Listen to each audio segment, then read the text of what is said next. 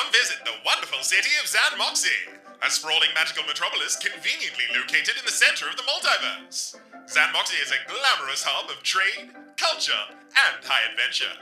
Its denizens come from all corners to make a life for themselves, lit by the neon glow of its crystalline streetlights. Orcs and elves, demons and unicorns, all can be found walking the streets of Xan'moxie, vying for wealth, status, and whatever else tickles their fancy.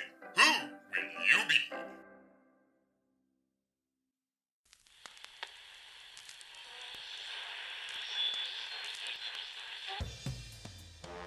And now for our regular scheduled programming. Let's see what's happening in the magical metropolis of Xan'moxie in this thrilling installment of Dungeons and Drag Quiz.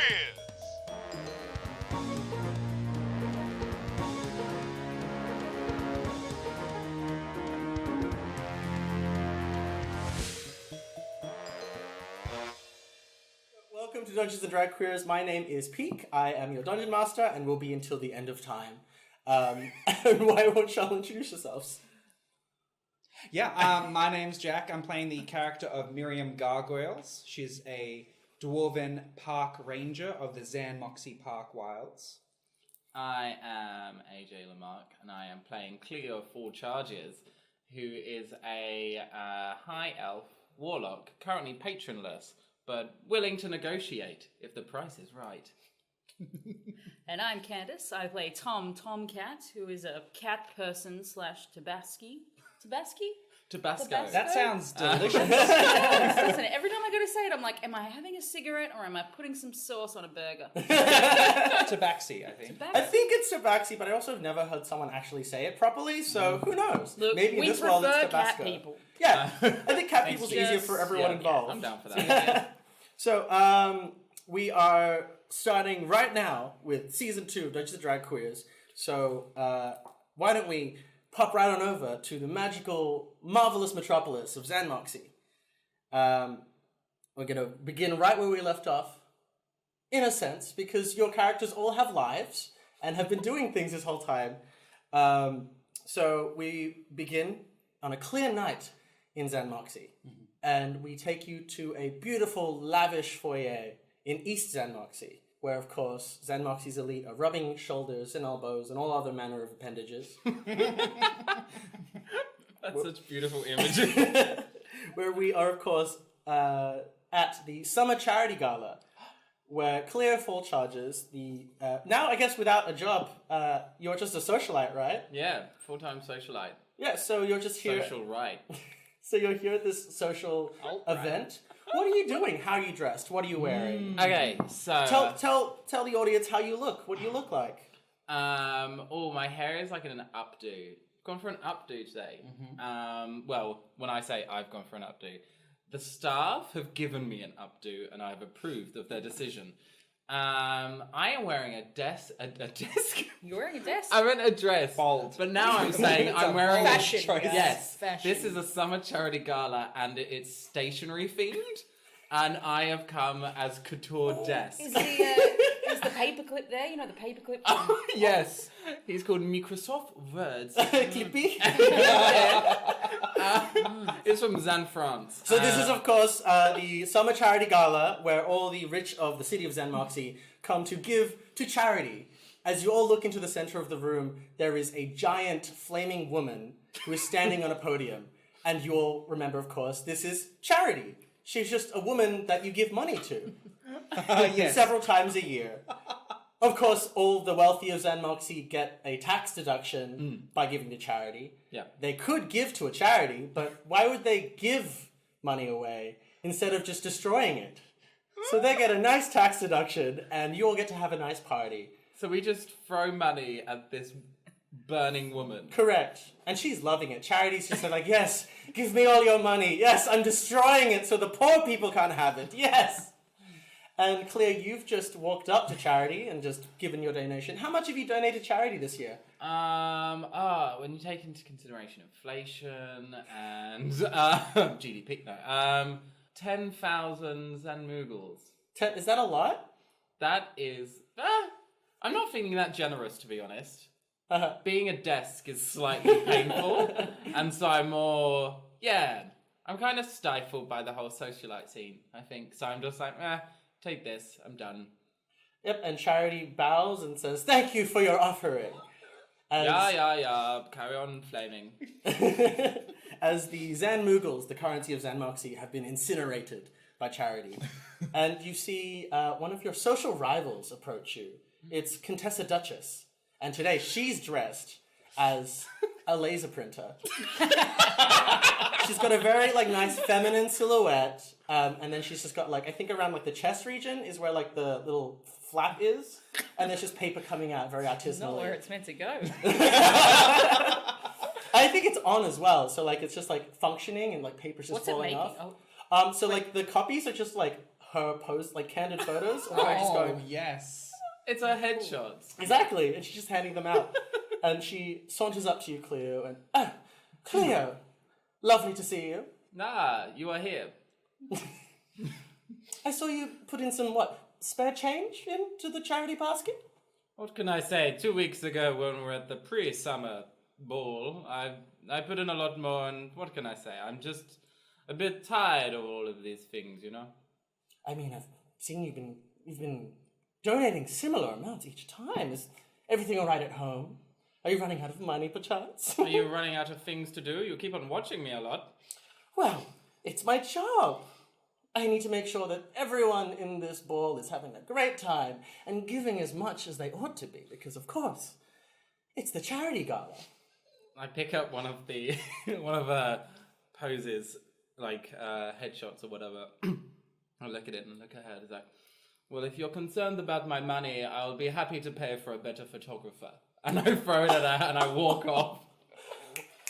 Contessa? And as she's about to say something, the paper that you throw in her face just flies into her face and muffles her as you walk away. Does she get any paper cuts? Oh, absolutely.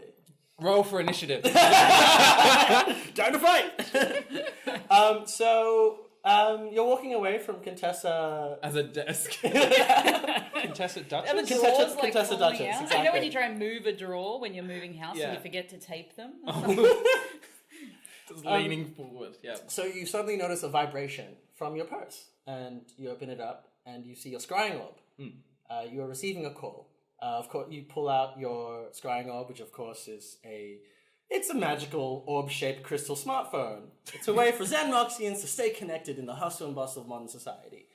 You're receiving a call from Roscoe Rainboot, who is the private investigator that you hired to investigate the loss of your magic. Now, why don't you explain to our new listeners why you're no longer possessing any magic? So I used to work for a law firm called Warlock and Warlock that was based in Hell. And then we had a misadventure down there, and then the office ended up falling out of that dimension, crashing into the ground. And for all intents and purposes, I think I killed my manager on purpose. So, needless to say, they weren't happy about that. Let's just say you let her go. I fired her. Emphasis on the fire. She did go up in flames. Can I say I've got a habit of doing that? And so my magic has been drained. Well, yeah. One day you're on the cruise, I think. Yeah. You're on a holiday cruise, and Yeah, I suddenly was you cruising. needed to use your magic, and suddenly stopped working. And you, at the time, you kind of just rolled with it. But let's say it's been a couple months, and you've hired Roscoe Rainboot to investigate what's going on. So yeah, he's calling you right now on your scrying orb. What do you do? Roscoe, tell me things. Cleo, hey, it's me, Roscoe. I know, we've got caller ID. I just punch in the numbers. It's more discreet that way. Oh. Anyway, listen, sweetie cakes. I got a big break in the case. Big break. It's too important to tell you right now. I haven't written it down or anything, but just meet me at my office in let's say 30 minutes. Can you get here in 30 minutes? Yes, sure. I'm bored of throwing money at flaming people. Great. You're gonna love it. It's really big. Okay, see ya. And he hangs up. And I put it... I tilt myself forward, the desk drawer opens. I put the orb in the desk and I shuffle back up and head back out to a carriage. Great. So we now cut to downtown Xan'moxie. We come to a very colorful street late at night, lit up by the various neon mage lights. People are out and about enjoying the nightlife. And we pan over to a beautiful, moderately priced restaurant where we see the Dwarven Park Ranger, Miriam Gargoyles. You're here on a date. And how are you dressed? Miriam is just in her exact normal park ranger, which is like this kind of greeny tan outfit, which is like a button-up shirt with like a badge, and but she has a nice plaid tie on, which is her version of dressing up. Yes, and her hair is like awkwardly like combed down to the side and like gelled. God bless her. So sitting across from you is a unicorn who has his mane braided into a very greasy-looking braid, and he's just wearing a t-shirt, which looks like it's got some kind of stain on it. Maybe it's mustard.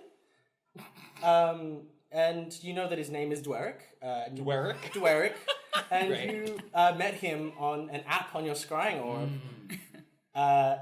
So he leans over and he says, so tell me about yourself. What's your thing? Parks mostly. I range them. I mean, I'm a ranger. I'm a ranger in the park wilds. I look after the wilds. Cool. Is that mustard? Well, I mean, what if it is? Is that a problem? No, I like mustard. Mustard's Great. my favorite condiment. Well, yeah, it was just shoveling it directly into my mouth earlier. It's like a nice afternoon snack that I like to have. Can I speak candidly, Dwerick? That's really hot. Well, I'm glad you think so. And an elf walks over to take your order. And, have you decided? Have you looked at the menu? Miriam just like looks up at him and then like down at the menu like it hadn't occurred to her that she had to look at the menu. No! It's fine. She'll have the enchanted greens, and I'll have the steak. Wait! No, it's fine. I'll have the enchanted greens and the steak. Oh, I mean, that's a bit much, don't you think? Excuse me? I mean, I don't really like women who eat too much. Miriam slowly closes the menu. I'm gonna need a minute, she says to the waiter. And she looks beet red. Like, I'll be back in a moment. And then, if I could, I would like to do a cutscene where we pan outside the restaurant and then Dwerick flies. Yes. Hey, what's your problem? As he goes flying into the street. Question: how big is a unicorn compared to a dwarf? I mean, it's like regular horse size, right? Yeah. So Yeah, regular horse is he's pretty hefty, big. but Miriam is like a strong lady. Big lady. Yeah. No, I'm loving She's a it. big, I am. strong dwarf. And then from inside, you hear a scream, I'll eat whatever I damn want! You don't know what you're missing out on. Ah. And Cleo, you're in your carriage, and you see your carriage stops as a unicorn has been thrown in front of it, and you hear a familiar voice yelling at this unicorn.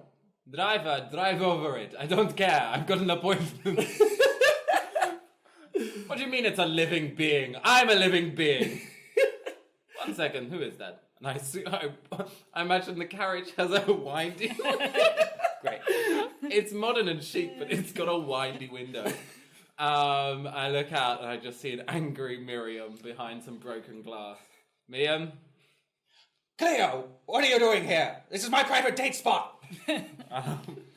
Looks pretty public now. Anyway, I unlocked the door. Get in. Oh, okay. And then she'll put down 50 Xan'moxies. I hope that covers the window. I throw some more money out the window. Oh my god. As you do. We drive over Dwerick. Yeah, and there's just like a bump as the carriage goes over. Ugh. And we cut away now to the inside of. Well, tell me what your restaurant is like. Well, now it's very bleak.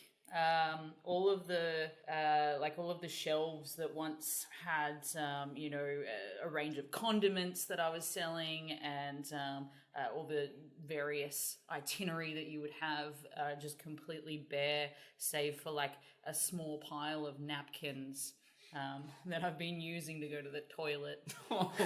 So it's probably about like 9-10 p.m. What is Tom doing right now? So Tom has taken his chef whites off and is trying to clean them because that's all he owns to wear in the basin. So he's kind of scrubbing. He's got like a little bit of detergent left. They didn't take that. So he's got his napkins and detergent, giving it a good scrub, and he's wringing it out.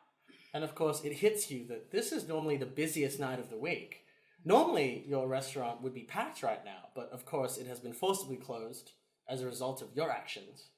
Yes, it has. Look out into the desolate dining area. Kind of lean. Hello, hello, hello. No one. Rings out again. And you glance over to a neon sign that has been brought inside and turned off that just says, in faded, off neon, Tom Foodery.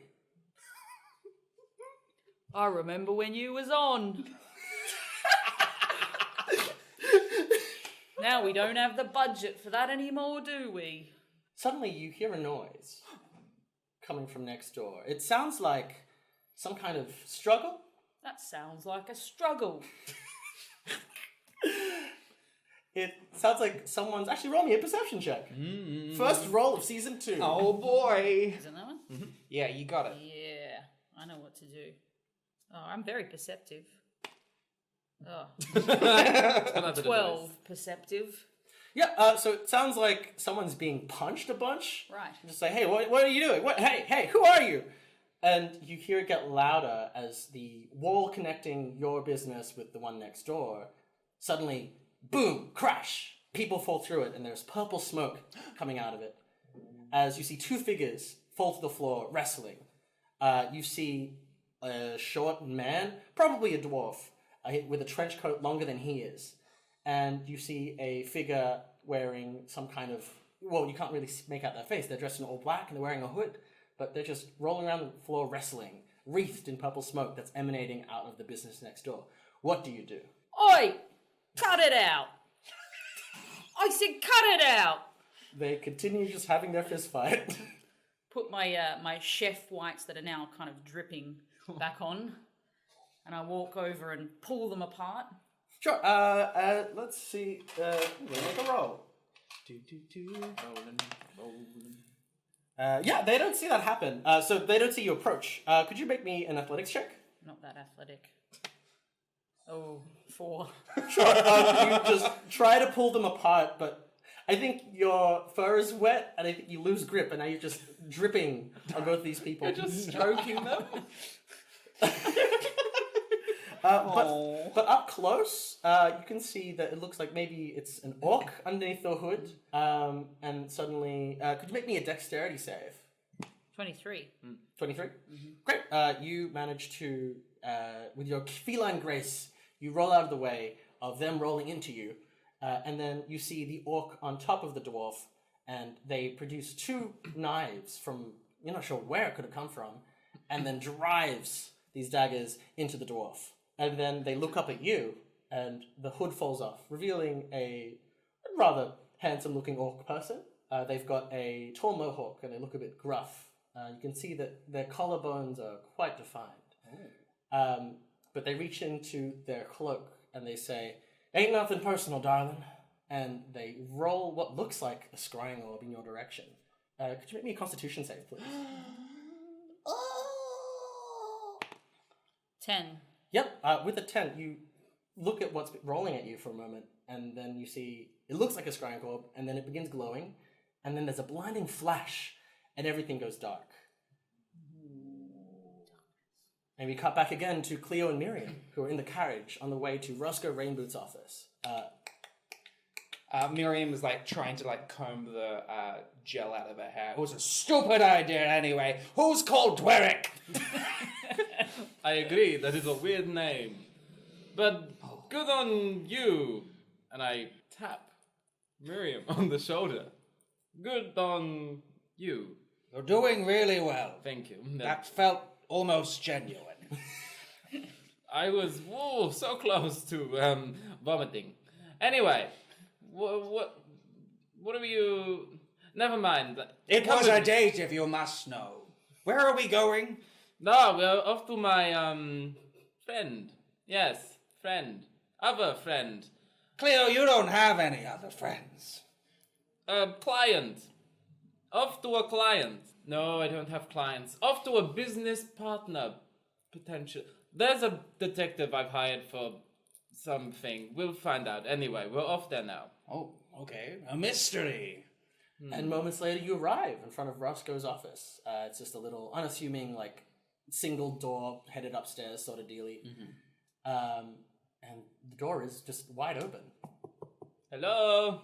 I suppose it means come on in. Sure. Open door policy.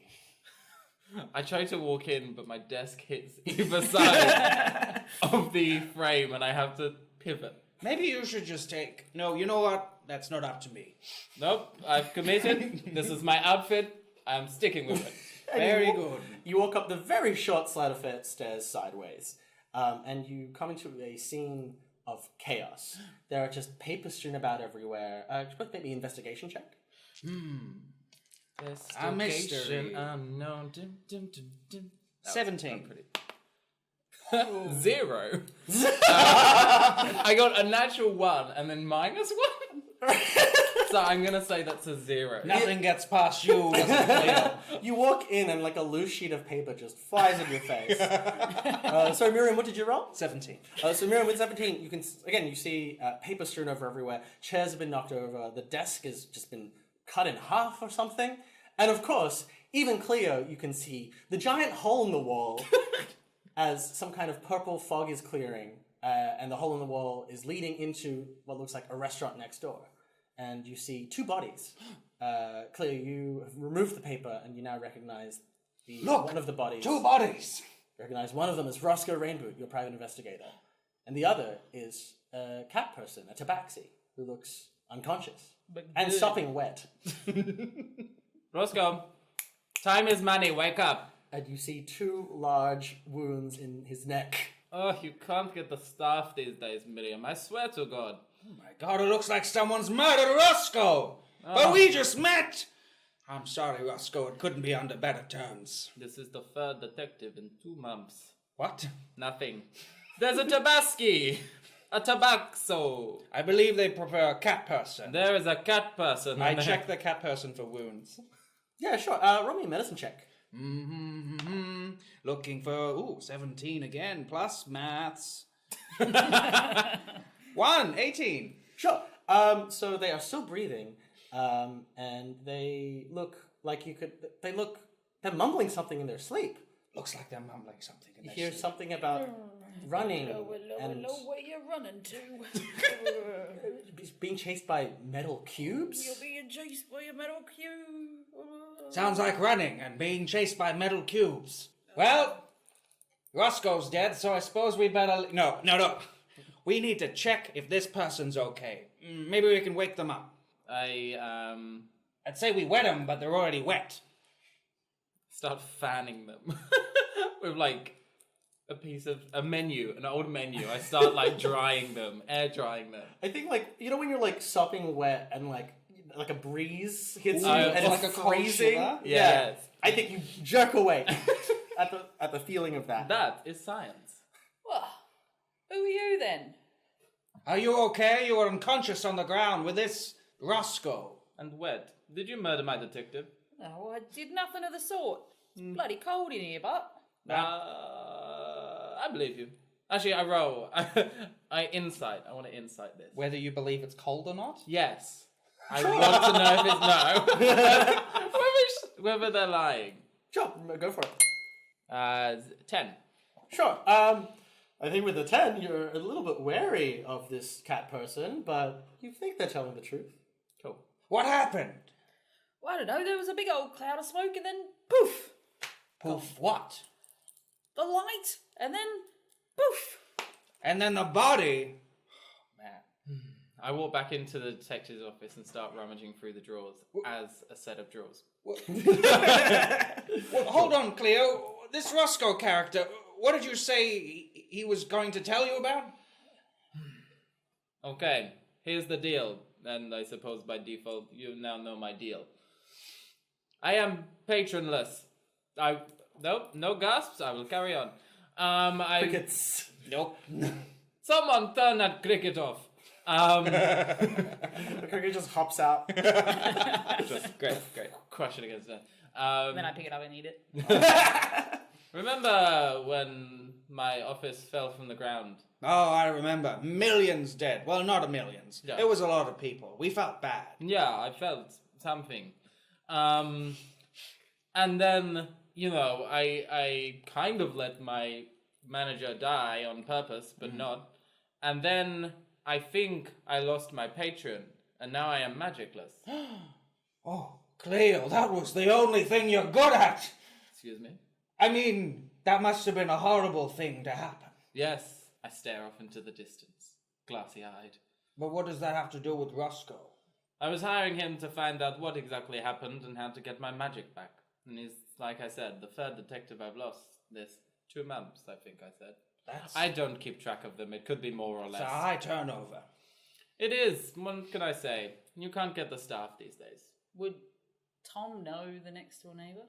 Yeah, I think so. I think when your restaurant was open, Roscoe would have come in all the time for lunch. He would sometimes be just here sitting on a table, just going through case files. You can decide what kind of relationship you have with him, but you definitely knew him. Bloody shit tipper. Oh, you knew him? Only that he was a shit tipper, and he always ordered the same thing.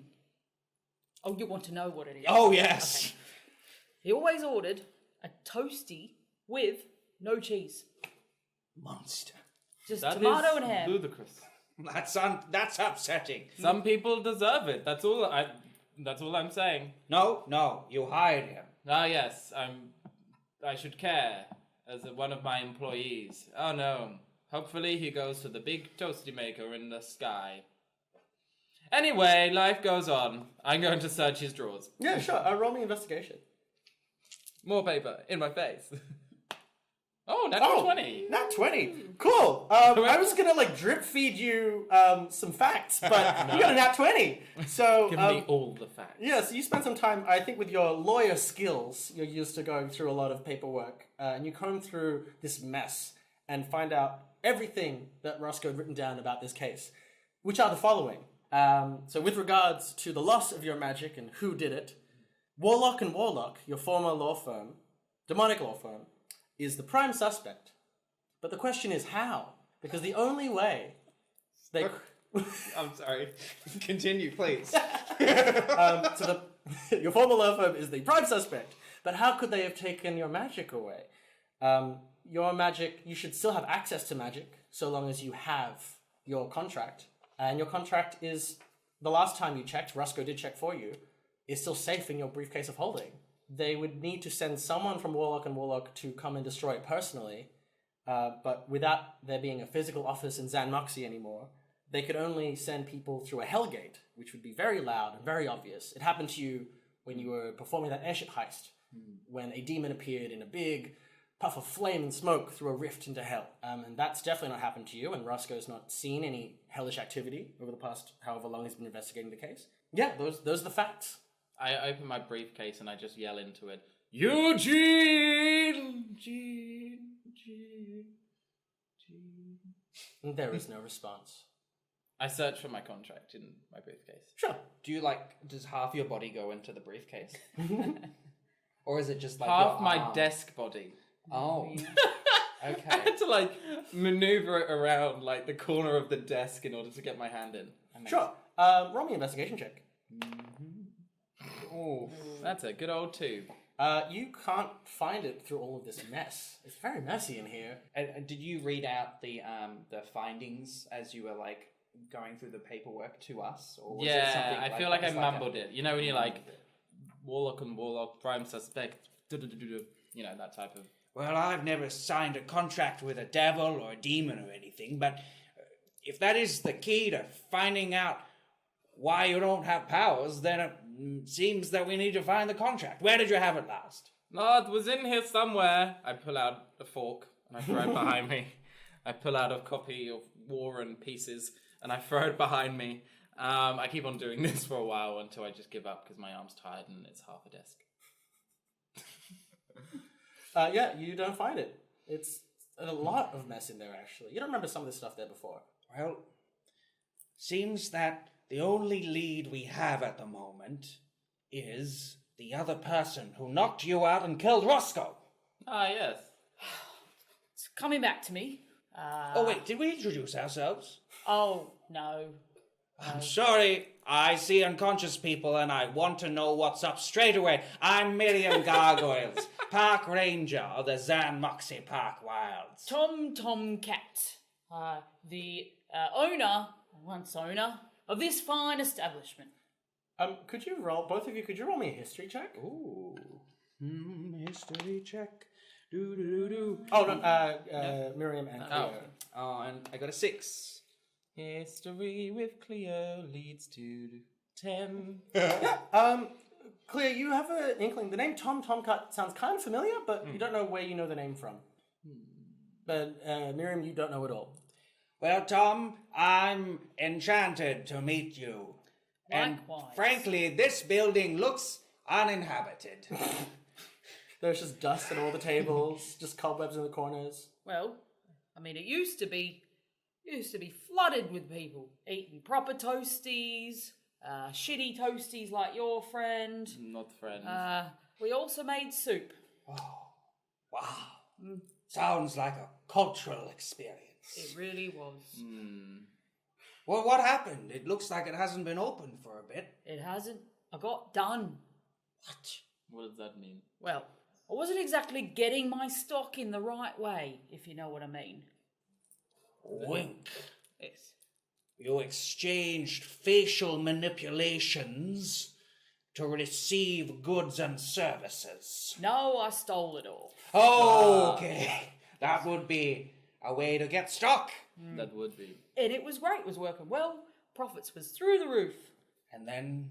Well, then one day, Harry down the road, Harry Harold, he couldn't work out how I had so much money all the time. Because he's not thriving. Nope, no sirree. So he started investigating, and he looked in and he saw me getting things off the back of a truck, if you know what I mean. That is a weird euphemism. Yes. There was a wink for those of you listening via only audio. Another facial manipulation. I'm starting to catch on. Anyway, he told me into the authorities, and now look, nothing. Desolate. And with that story clear, you remember where you know the name from. This was a big scandal in the news recently. Ah, I remember this. It was a big scandal in the news recently. That's the one. The big scandal. That's what they called it. They called it the scoundrel scandal. Yeah, the first of its kind. A lot of winking in the news report. I was lost. That's why I didn't recognize it straight away, to be honest. The news anchor was, and then the neon light, and I just lost. But I'm sorry for your loss. So am I. Anyway, and I continue to rummage for drawers. You think you found everything that Roscoe had about the case. Whatever news he had for you, it's not here. Well, I guess we need to find this other person. Did you say what they look like? Well, at first I couldn't see much of them. A little hold on, and beady little eyes. That always beady. The hood makes Yes. them smaller. They were very good looking once they unfurled the beanie. And, they had a couple of knives and then poof, They made like I them said into before, a fish. gone. Ouch. Maybe if we had more distinguishing features, was he like a human or something? We could look around for No. him somewhere. He was not a human. He was an orc. Okay, well, there's lots of people in the city, many different types of races. So, I think it's important that we don't start by racial profiling people. No, but in this case, I reckon we probably can because he was an orc. Specifically, we can ask for orcs because you did. Yes. Okay. It's fine. But it's not a general thing. No, orcs are lovely. I just thought we should get that out in the clear first before we just go. I noticed the little ball, the weird scrying orb on the ground. I go to it and like look at it. Yeah, sure. Make me an Arcana check. Ooh. Cleo's got skills. 13 points of them. Cool. So it looks like a cracked scrying orb, but it looks like it's been tampered with somehow. You're not quite sure how with a 13. Do you know what this is? Is this your phone? Did you break your phone? No, I can't afford a phone now, can I? Good point. You mean scrying orb, of course. Yes. PHON stands for Scrying orb. fast scrying orb. Right, yes. You know, our language is complex and the alphabet very long. It's got a crack in it. Okay, well. And I put it in. I go to put it in my briefcase of holding, and I just put it in my drawer. Probably for the best. All right, well, I've only watched crime movies, but the way I see it is now we gotta hit the streets and look for our suspect. And Tom, you can come too, I suppose. Well, I've got nothing else to do, so I may as well. I go into my briefcase and I rummage around until I find a towel. You find one eventually. It takes like a minute. Yeah, I rummage for a good old minute of... and then I find a towel and I give you a towel. And I take my coat off and I start wringing it out. And I put the towel on and I do this. And you fluff up a bit. Ah! Oh, yeah, what does Tomcat look like? Like... So I think like an orangey...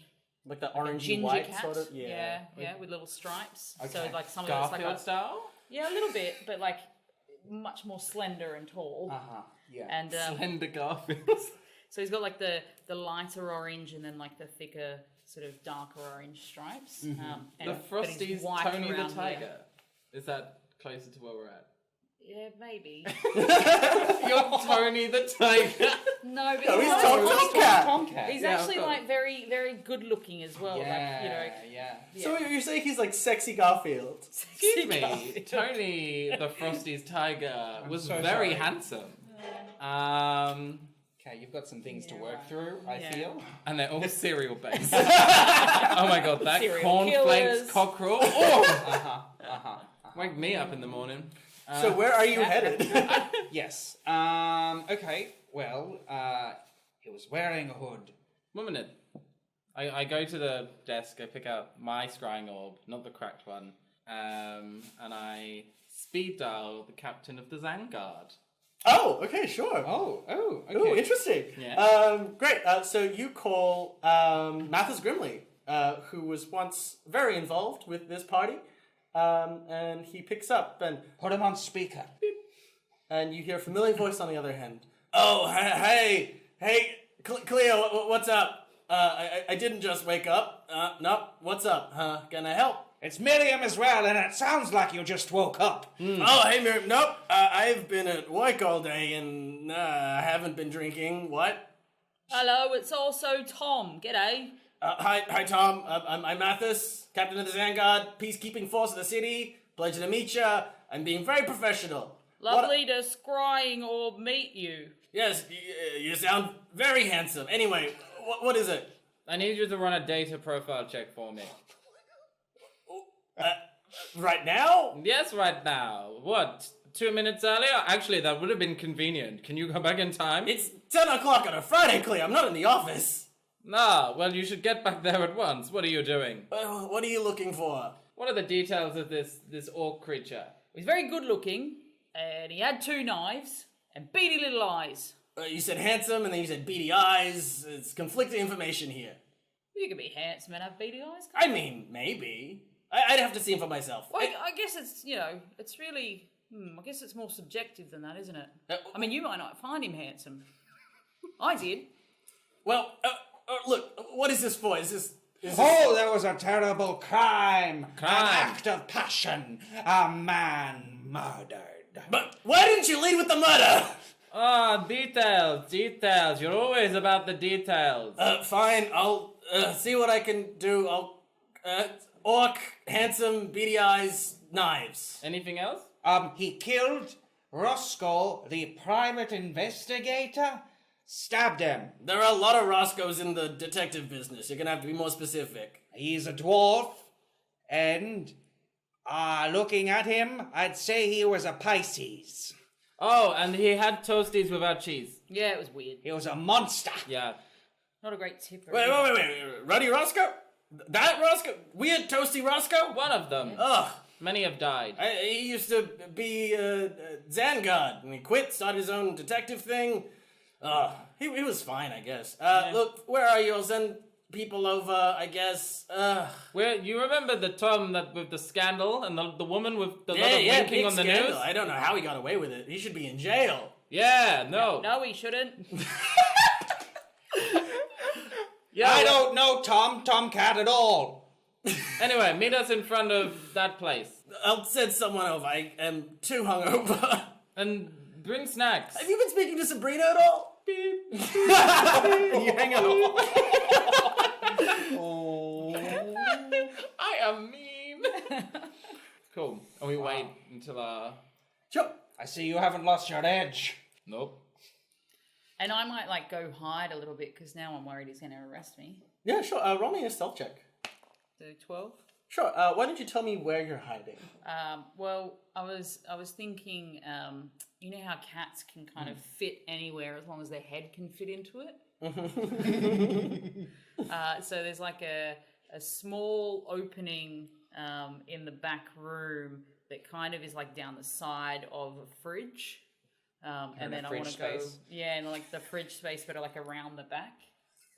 I want to go to my carriage, which is still there. Sure. Open up the. You've been like the meter's just been going up this whole time. Well, there's money, but a plaything. And then I grab some boots from the back of the thing, and I offer them. They're the only other clothing that I have on my carriage.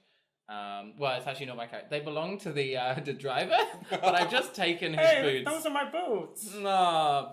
And then I walk straight back in, and I'm like, here, this can help you have a disguise. Take the boots. And I'm offended because that seems like a bit of a stereotype, putting a puss in boots. Walked right into that one, Cleo. And so I take them because I don't want to get arrested, but I've now got my eye on you. But your feet are hidden, right? Yes. So no one can tell that you're wearing boots. Still. Great. So minutes pass, and then you hear sirens in the street overhead as you see a small airship land in this very narrow street. It's kind of just wedged between two buildings, and then a rope comes down, and you see a member of the Xan'guard come down. She is an older-looking elf. Miriam takes off a badge, is like, Miriam Gargoyles, Park Ranger of the Xan'moxie Park Wilds. Don't worry, we got this one under wraps. You sure? I heard there was a murder. God help me, I don't know what I'm doing. There's a body inside. Look, it's fine. I'm here. Martha sent me. Show me the body. Okay, right this way, mister. I mean, ma'am. I mean, you. You person, you. I'm sorry, I'm very flustered. Right. And she comes through, and she does not notice Tom. Yeah. Instead, is she coming through the front door of the restaurant? Yeah. Yeah, sure. So yes, I think she's too focused on the busted wall and the debris and the dead body, and Fair. oh wow, this yep, he's definitely dead. And she wipes up some blood. Yep, definitely dead. She sniffs it. Is so- that necessary? Hey, look, I'm not going to tell you how to do your job, Miss Park Ranger. All right. Anyway, what happened? What do you know?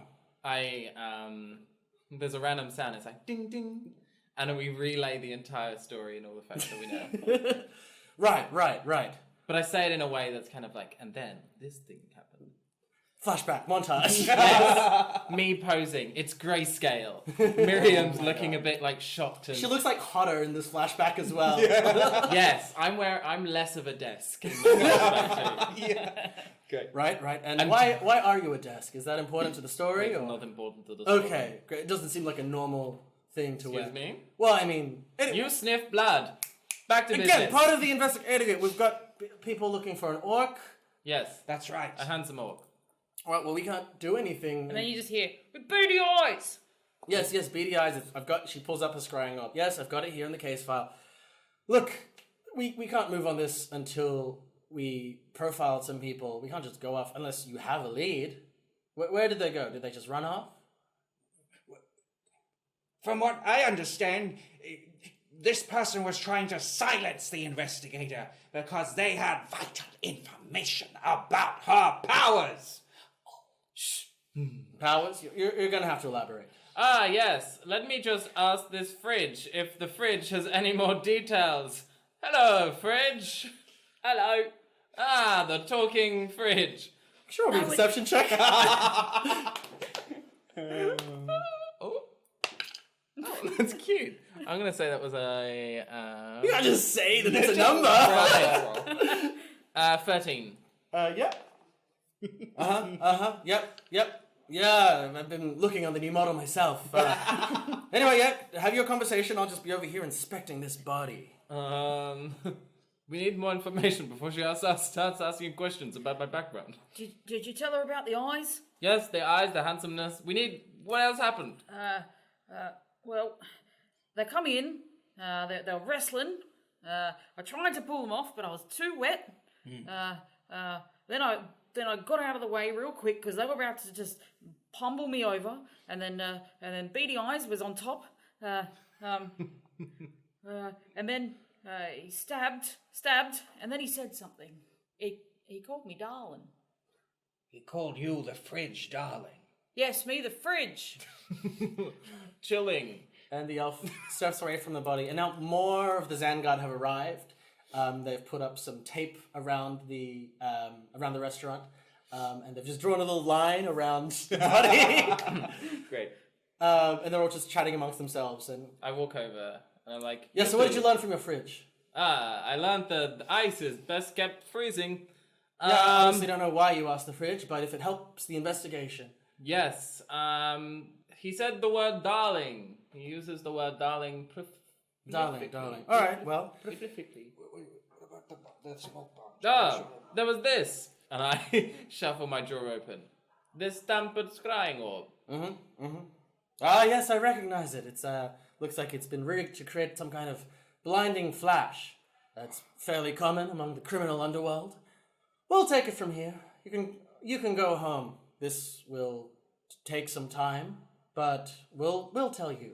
How much, like montage type time, or? I mean, it could take weeks until we find the person. Oh, I wait for a moment that she's distracted, and I try and sneak the scrying orb back. The tampered one. Yeah, sure. Roll me a Doesn't have to be like immediately. Roll me a sleight of hand with disadvantage because there are multiple Xangard people here. Cool, good old 4. Yeah, they all notice you. Like, hey, what are you doing? Says one of the other random Xangards. Quickly, I saw Tomcat run that way. Tomcat! Of the Tomcat cats. But we can't touch him until the trial. Ah, but you want to. Oh, He's running down that alley and he could go anywhere. Roll me deception.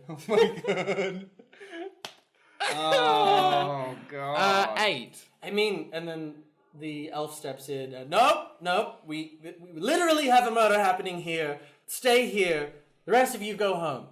Ugh. No longer required. Very well. You're no longer required. We'll get back to you in 7 to 14 working days. That's what they all say. Well, I suppose we should just leave. Goodbye, sweet fridge. You've been good to us. She's gonna slap Can it they- twice. Can they? So, because the fridge is out the back. Oh, so where it's in are another the- room. Yeah. Oh, okay. Okay. Where are the Xangards?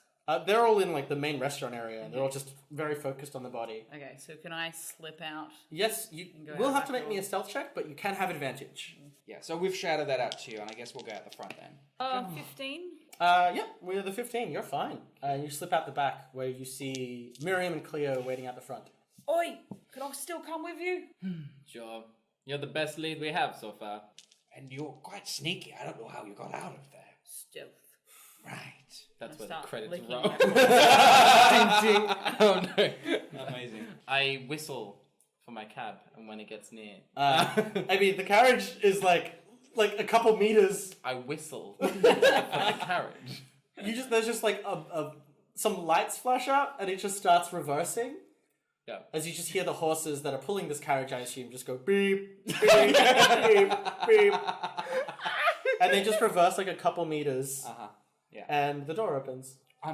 So Cleo, Thank you for getting the Xan Uber, by the way. But where are we I going? can't split it with you. That's fine. Let's go back to my manor house. I have an elaborate database system of my own because I don't trust anybody. That checks out. And we cut away to Cleo's lavish manor. And Wait, are you like a Batman figure? I mean, Jack's asking that. Are you like a Batman type figure? But a really crap one. It's like Cleo has the money to do it, and she has like the desire to do it, but it just doesn't come off like a as slick. disdain for the poor and people in need. Yeah, so it's kind of just like three computers connected up to each other, and one's playing like music. Yeah, so we cut away to Cleo's lavish manor in East Xan'moxie. As you walk through the very tall golden doors, you're greeted by 12 servants who all bow. Welcome back, madam. Remember, no eye contact. Don't look at them. Don't. And they remain acknowledge. bowed while the three of you walk past as you take your companions to your surveillance room. It is a blacked out room next to your very large library, where you have a series of scrying orbs all linked up to each other. And there's just a buzzing sound emitting from here. Of course, you acquired this from your time as a lawyer when you needed to get some little extra dirt to help a case. It's highly illegal. You've never mentioned it before. So, Tom, we may not be this alike as much as you thought we might be, but we are not. Yes. What? Nothing. I sit down and I start typing. But I'm just looking up a recipe for dinner because I'm hungry. What do you look up? I am after like a ratatouille type meal today. Yeah, sure. Like, you get a link to a recipe on taste.moxie. And that's the domain. Mox. .mox. .mox, yeah. And it's for a ratatouille with real rat person in it. And I click send email to kitchen@cleoshouse.mox. Yep, and you send it off. And all of your little machines just begin beeping, and you hear just a buzzing, and it goes off. Well, the machines start neighing. Because if the horses beep. Well, these are, of course, cutting edge technology. Yeah. All powered by essence and crystals and wireless antennae. Great. Yeah. Okay, so Miriam's going to be like pacing while you're doing this because she has no idea what you're doing. And she's like, now think back to all of those great crime novels that you used to read. We have to have something. We know they commit crime. Are there like bulletin boards? People who match the details of our perp? I'd start typing in www.criminals.mox. Criminals.mox comes up to, I think it's been bought by a search engine. Like, it just goes to, like, just ads to start popping up. Of course, with their own rustic charm. Apparently, there's someone really looking for us right now. It could be them. There are hot singles in your area. They are, yes. You said they were single, right? I start clicking. And No, don't click on those. Can you roll an intelligence save, please? You brought pop-up spam into this fantasy 8. world. Yeah, you've infected your whole surveillance system with a radio virus. And it all just shuts off. They must know we're onto them. They've blacked out the computers. Oh, man. Right, what next? Well, that's me. I just click my fingers and someone starts, like, feeding me tea? What's the drink equivalent of being...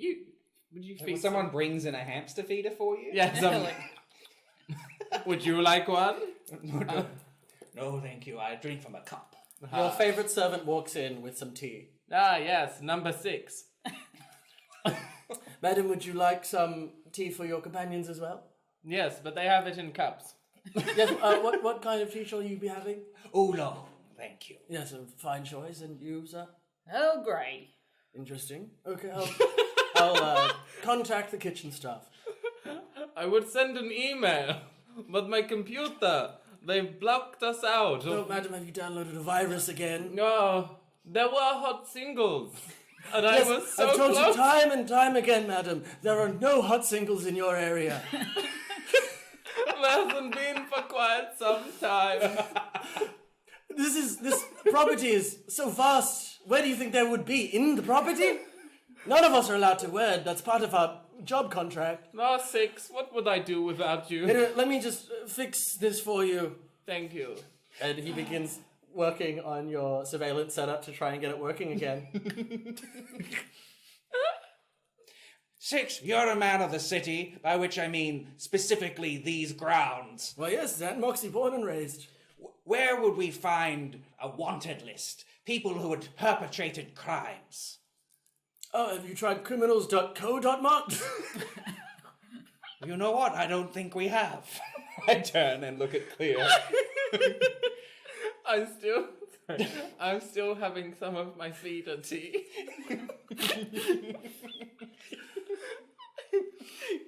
Yeah, but I guess we can't do that if the virus is in the system. Well, no, I fixed it now. Oh, marvelous. I've even loaded up criminals.co.mox for you. Oh, you are a wonderful number 6. And will you all be dining on the ratatouille? Would be rude not to, I suppose. Tom's not even paying attention. He's just like playing with the Earl Grey string. Yeah. Great. What? Would you like to eat with us? Oh yes. Well, good. Dinner will be ready in... we'll tell you, probably. We'll let you know if there are any more pop-ups. Yes, very good. Surf the web safe. Web safe! Of course, I'm referring to the physical spider's web that connects all of the online yes. presences in Xan'moxie. Oh, yes. Goodbye.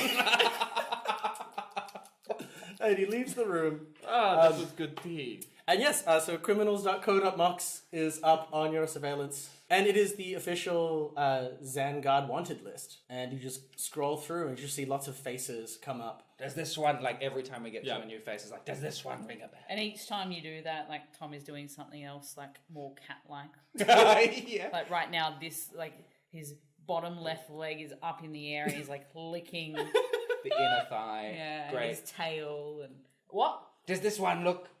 Oh no, that's not him. Okay, keep scrolling, Cleo, And then you're like really glacially scrolling. Miriam tells you to scroll up and then you make it scroll up. No, I've got my internet glasses on. And Out, like, put them down, and then I put them up every time we lean over to you, and then I have to go and put them down again. my God. Then scroll and do the same procedure each time. And it's scrolling very slowly, but then, Tom, you recognize them.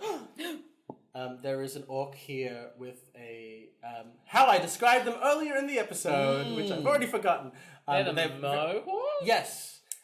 They have androgynous features, and a mohawk and beady eyes. But now you all look upon this person. Yeah, even with these beady eyes, they make it work. Yeah, it's a very handsome mugshot. I think Yeah. they're winking. They've got like a really feisty, spicy smile going Yeah, on. and I really relate to that. I'm like, yeah. Do they have a name on file? Yes, Calamity. 20,000 Xan'moxie. That's a hell of a name. That's a lot of burn money.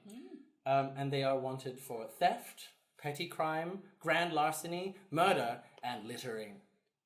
The worst of the crimes. It's just got a list of all their offences, and also that they usually hang around, last spotted around the harbour, the sunken harbour. Ah. We've been to that part of town before. That's where We fought Betty Bryan. Betty Bryan, yes, she had that establishment that we... Flashback to last season, where you destroyed a crime lord's cover restaurant in flames, fire and smoke. Firing things at Betty Bryan on top of the water fountain, and the Xanguard were flooding in. It was a beautiful Memories. time. And Tom, you just see these two just like gazing up and just, fire, yeah, and I killed her, yeah. Giant octopus woman, great. Eldritch Blast. Eldritch Blast. Eldritch Blast. Yeah, you did magic back then. That was cool. Yeah. You are back to the present, and you've done reminiscing, and you know that they have been found frequenting the sunken harbour. Okay, well, this is good. We've got a location, we've got a name. I clicked print.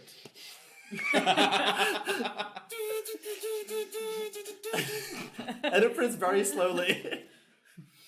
And we wait. And every now and then Tom just goes, He swats at it. And then I email the kitchen to say to move the dinner to carriage number 5B. How will our heroes get out of this one? Find out after these messages. Hello, fellow Xan'moxians. It's time once more for our featured Citizen of the Week. This week, say hello to Silly Pseudonym, one of Xan'moxie's most prominent residents.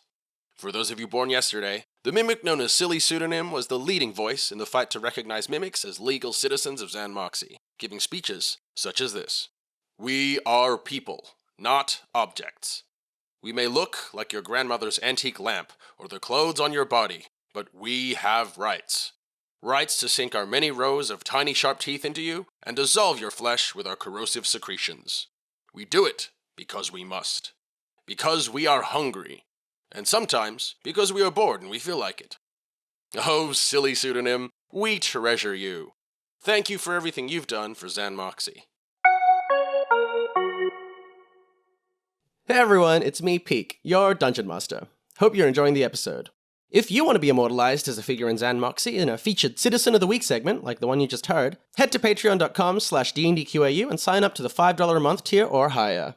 Supporting the show helps us to grow and bring you a better experience, and of course, there are some fun goodies at the higher tiers as well. If you can't donate, that's okay too. You can also help us out by telling your friends about us, leaving a review on iTunes, or following us at DNDQAU on Twitter and Facebook. Also, we have some live shows coming up. On the 29th of September, you can find us at OzComicCon in Sydney at 4:30 PM for a very special musical improv episode of Dungeons & Drag Queers. And between the 11th and 13th of October, we'll be at PAX Australia in Melbourne for a regular live episode. The exact date of that is TBD, but you can follow our socials to keep updated with our live show movements. Okay, with announcements out of the way, we have just one important disclaimer before we get back to the episode.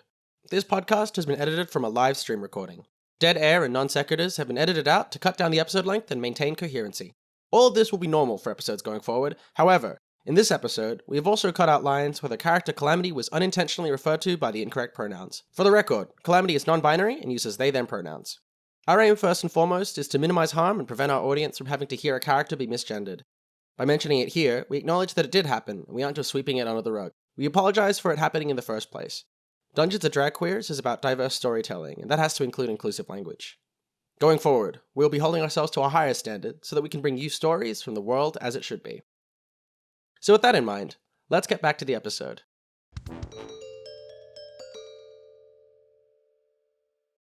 You're en route to the sunken harbour in one of Cleo's many carriages. Yeah, and I think we're having dinner. You're having dinner, yeah. So and there's just a table set up.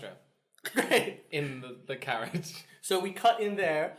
You are in the carriage eating ratatouille with real rat person in it. I pull out a tail.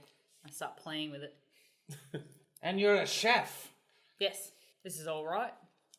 No toasty. With cheese. Don't look at me. I didn't make it. I'm not offended. Not my food. Well, it's my food. I own it. But you know what I mean. Okay, well, I don't think it's the worst rat person I've eaten. You've eaten multiple? Yes. We spent a lot of time in that sewer. A lot of time. And again, Miriam and Cleo are just reminiscing. Are just watching them stare off into the distance silently. Rats. Yeah, and then you see like a Broadway show light up on a sign outside that says rats, rats, rats. And you are moments away from reaching the sunken harbour. Okay, great. Now, when we get to the street, what's the plan? We need a subtle entrance. No one should suspect a thing. Right, so we don't announce ourselves. Got it. Then what? We're looking for this person? Should we just take the handout and walk around and ask people for whether or not they've seen them? That sounds highly suspicious. Right. What would you do? You're a criminal. Hey, Sorry. allegedly. You're an alleged criminal. I'm yet to be convicted. What You're- I would do Pre-criminal. is I would speak to people around the area, but make sure you give them one of these winkies so they know to keep it on the DL. We'll wink them off. Well, that's not a term I would use, but we can do that if you like. I saw it on one of those spam ads I got. No. No. We'll do whatever's required, even if we all have to wink them off. I myself will not be winking anyone off. I will be winking a lot, though. So what we do, Right. I understand the distinction. we describe our mysterious calamity to the people we find But we don't let them know that we're looking for them. We just say, "Oh, handsome beady eyes, any around here?" And then we wink. Got it. Got it. And then somebody will likely be like, "Oh, I've seen one of those." All right, I will follow your lead, Tom. Yes. Alright. And then Tom just starts licking his tail again. I am not licking my tail. I don't have a tail. Good Wait, point. you have a tail? No. So you're clear on the plaid? Yes. Yeah. I think so. Yeah. A lot of winking. You step out of the carriage into the sunken harbour. There they are. They are wearing street clothes now, but you can't mistake that mohawk and those beady eyes. And that rugged handsomeness. All right. They're a dream. Why don't we draw them into an alleyway where we can give them some street justice? You know what, though? They've seen me. Right. So they've not seen you. Yes. You're right. I should go hide, and maybe you could approach them and ask for directions or something. Talking is my strong suit. Yes. All right. We'll just ask for directions and slowly walk them to the alley. Because We need to go alley exploring. Yes, that's what tourists do. Explore the alleyways. So can Tom go and hide in the alley? Yeah, sure. And, watch So you're just around? going to go ahead to an alleyway? Yes. Yeah, the agreed upon alleyway. Yeah. Yes, yeah. And I'll go hide in there. In a box. If I find one, I will. There is a upturned, rain-sodden box. I just keep jumping in, and then picking up, and then jumping out. I just continue that. So stealthy. So you follow this person, and they are walking along the pier at the sunken harbour. Miriam's going to take out a guide map of the city that she has with her as a park ranger. And she's like, frankly, dear, I have no idea where we are. I also put on a voice. oh boy. Yes, this is me putting on a voice. Why? I'm so new to the city. And I want to see an alleyway. Could you please both make me performance checks? I don't know why I married you. That voice could cut through glass. Oh, 21. Oh, damn. It cut through glass real fast. Performance? -1, I still did pretty good. 17. Yeah, you give up a fairly convincing performance. Calamity turns around and they flash their beady, handsome eyes at you. Sorry, did I hear you needed directions? Oh, hey. That's right. We're hopelessly lost in this marvelous city of yours. We were hoping we could see an alleyway. I mean, there are plenty of alleyways, and they gesture to alleyways like that one and that one. Take your pick.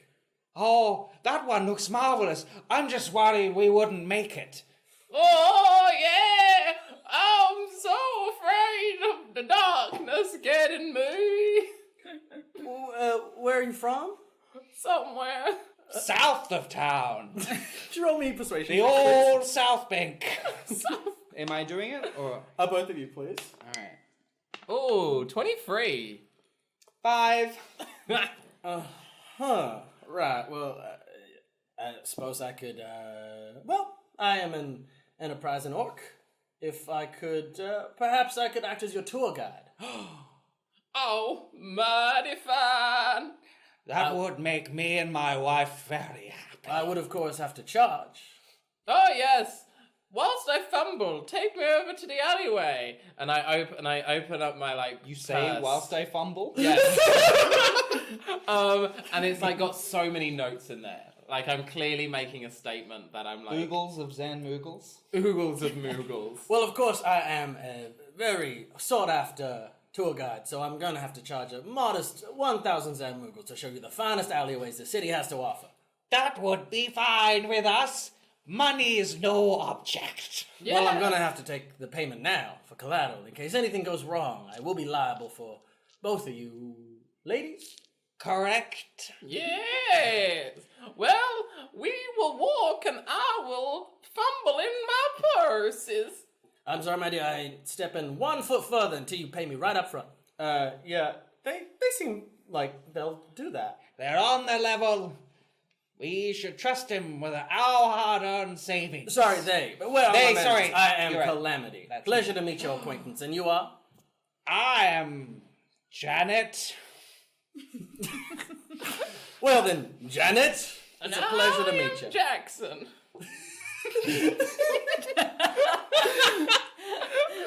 Well, Janet and Jackson, if I could get my payment, please. Oh, we're all right. You were fine, chick. I accept only cash. Only cash. I've just got cash. I don't have any only cash on me. Oh, and I fall down. Now you're right there, madam. How about I hold your purse?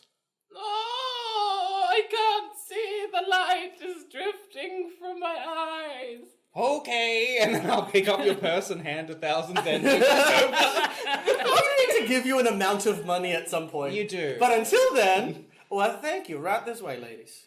Oh, I see again. And I climb back up. Is there any alleyway in particular you'd like to see?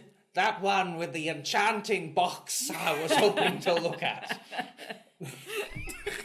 I love a Could you box. roll me a stealth check, please? Sure. Tom? Oh, I hope you're inside the box at this point. I haven't. I've poked 2 little holes. Oh my god. Ooh, a 20. Not natural. Sure. And Calamity takes you into this alleyway and, oh, you're in luck, ladies. This is one of the city's finest alleyways. That box there is actually a sculptural installation by one of the city's finest artists. I can tell you more about it if, well, for a little extra. I will not kiss you. And I slap them. Yeah, sure, make me an attack roll. Oh my god. 6. Sure. I'm an old lady. They just step out of the way. And I do not mean to offend, madam, but I would not make a pass at a married woman.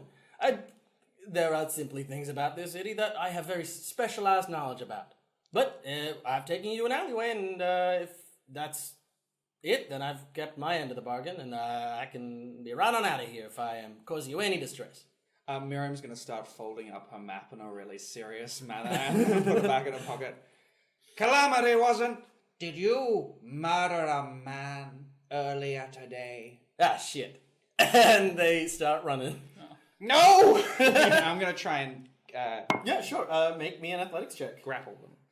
Da-da-da. That's a 10. Oh, wow. Well, that is low for Miriam. Yeah. And they are very acrobatic. They actually just flip out of your grasp, and they begin running down the alleyway. But before they like as that happens, is Tom able to pounce out of the? Yes. Are you box? trying to grab them? Yeah. Yeah. Make me an athletics check with advantage. Damn you and your slippery biscuits! Ooh. Oh. The same. 17. Oh, that is not enough. What? Yeah, they are very acrobatic. I pull out a crossbow. Yep. Okay, so let me describe the scene that's happening here. So, Miriam, you go to grab them, and they have just suddenly this calm demeanor they had suddenly looks frenzied, and they've just done a backflip as Tomcat jumps out of this box to try and grab them, but they just fall through your hands. And now, Cleo, what are you doing? I tilt forward. My desk drawer opens. I pull a crossbow and I fire. Yep, make a shot. 14. That is gonna miss. Oh my god. They are very agile, and they begin running up this alleyway. Could I get athletics checks, as we are now in a chase? I won't roll initiative. That is not good. I will just have them do 3. stuff. Oh my god, why am I doing well? This is the worst. 18. I got 3. 9. So Tom and Miriam, they outrun you, but Cleo, you are keeping pace. In a desk. In a desk. Everyone. As you're running, your drawers are just sliding in and open, and it's just making like a clang, clang, clang, clang, clang. And they turn their back to you, and so we're in pseudo initiative, and they are going first, but the three of you can act in whatever order you wish. They turn around and just toss a couple daggers your way, Cleo. Let's say that the desk is medium armor. It's a very steady desk. medium. So what do I get plus? It'll be 13 plus your dex. Ah, cool. Sweet. Yeah, that doesn't hit me. And you'll be hit with the second one, though. So What if I refuse? one of the daggers just gets lodged into your desk. But the other one is going to hit you for 7 damage. Cool. Hits you in the leg. Could you make me a Constitution save? 10. It is the dagger has gone straight into your leg, and it is looks like they were going right for there. And it's going to be difficult for you to run. So from now on, you'll be making athletics checks with disadvantage. Oh, gosh. But we now go to you, the three of you. They are far ahead. Cleo, you can go first because you are the closest. Mm-hmm. And how far away is... what's the name again? Calamity. Calamity. They are, let's say, within 60 feet. Let's say within 60 feet. Fast runner. And I have no magic. Alright. Come But on. you have imagination. Imagination. What else is around in the alleyway? So we're at the harbour, right? Mm-hmm. And the harbour's kind of a low end of town. Mm-hmm. Well, it's got like a it's the only hub. There's like a fancy end and like a low end. This is definitely the more scummy end. And how are there a lot of people around? No, you're in an alleyway. Oh, we're still in like Yeah, these we are like went- a back streets. Oh, okay. Then that plan won't work. I want to rip one of the daggers, the dagger that went into the desk. Yep. I want to grab and throw. Mm-hmm. You notice a big scratch mark on your desk. This was Zan Oak. You could just say oak. It can exist in a fantasy world. Zan Oak. I rolled a hit. It's well known that you just place Zan in Yep. front of things to make them more expensive. Exactly. That's the whole town. So that'll be plus 5 again. 9. You're going to miss, and it Yeah. just zooms past. I'd actually grab it. Oh. Thank you, my lady. And Miriam and Tom, what are you doing? Okay, how far away am I? Can I get you both to make athletics checks again? Because they are still speeding ahead. Oh, jeez. Oh my god. 12. 3.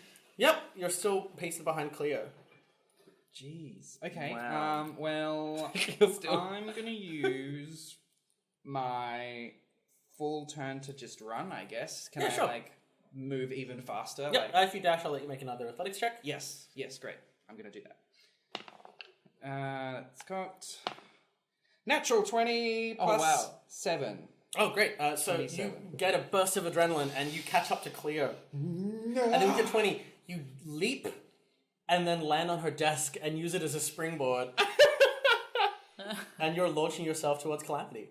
Great. Well, that's. What do you that's a do? sentence. You are about to collide with them. Oh, I will. I'm gonna try and grapple them again. Yeah, sure. You have advantage on this grapple. Oh boy. 23. 23.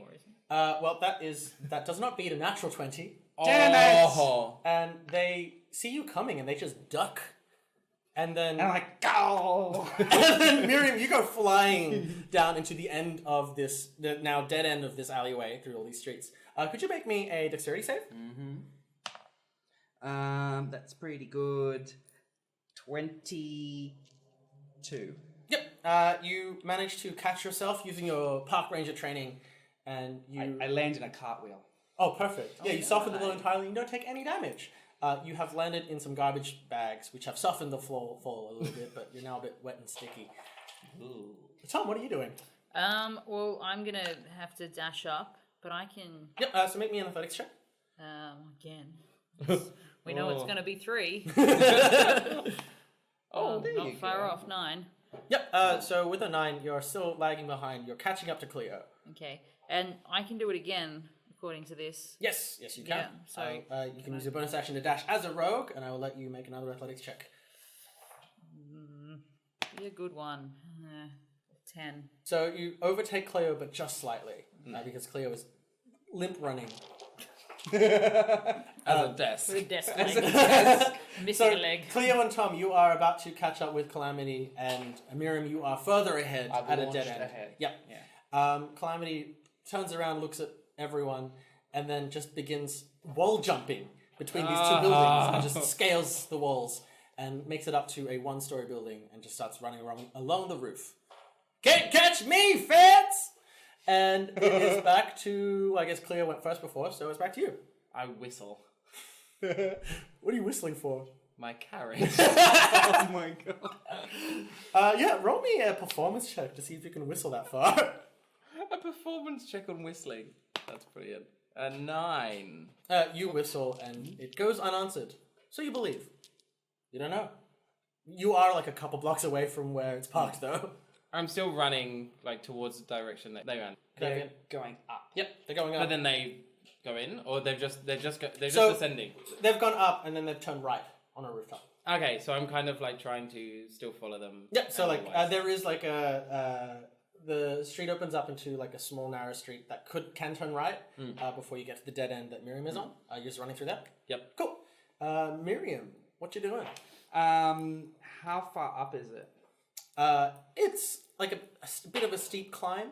Do you have any? Oh, I mean, you've got boots, I've got boots. I forgot I have Oh my boots. god, your boots. which you wore to your date that because I- they're your best pair of shoes. Definitely one of my days. They're the most expensive thing I own.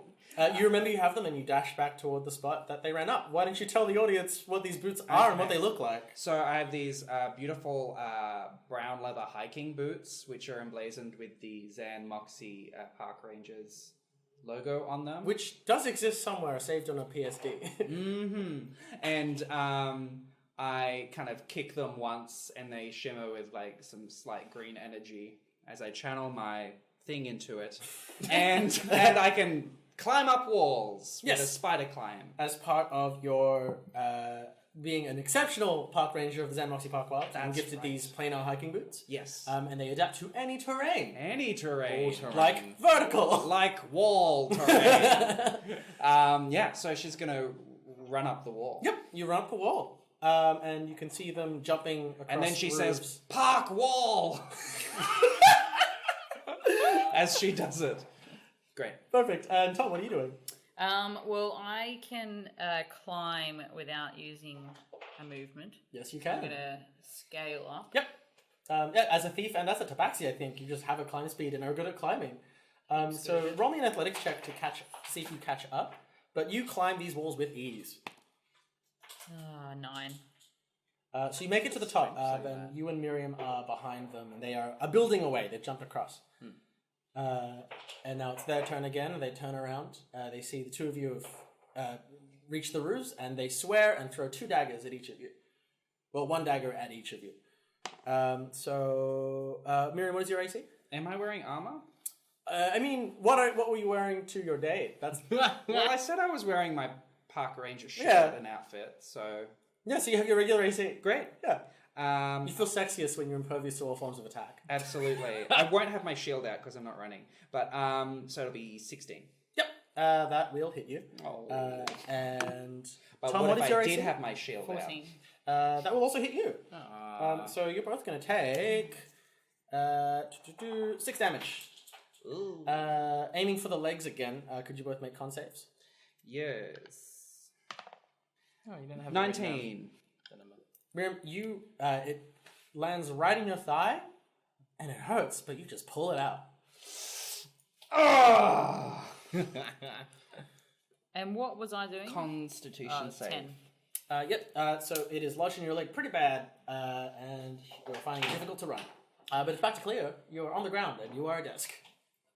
I'm on the ground and I'm a desk. Back to you. You have gone ahead and turned a corner, and you can see these figures jumping across roofs above you, and you're just running alongside. Yes, and I'm still whistling. Yeah, sure. Make me another. Whistle while I work. Make me another performance check. 8. Yeah, you continue whistling, and there are some people now here who are watching the scene unfold. And you just hear someone murmur, "Why is she whistling so loud? What's she Good point. doing?" Can I just lean forward and grab my orb? You can. Next turn. She a smart cookie. All right, Miriam, you're chasing Calamity across the roofs along the sunken harbor. Yes. What do you do? Uh, Maybe an athletics check to try and catch up with them. Yes. 14. Yep. You catch up to them. You are running alongside them. Oh, great. Third time's a charm. I'm just gonna try and grapple them again. Why is this so hard? 11. Which also is lower than a 27. That's correct. So again, you jump and they slip Right. out of your grasp. It's like you're made out of butter.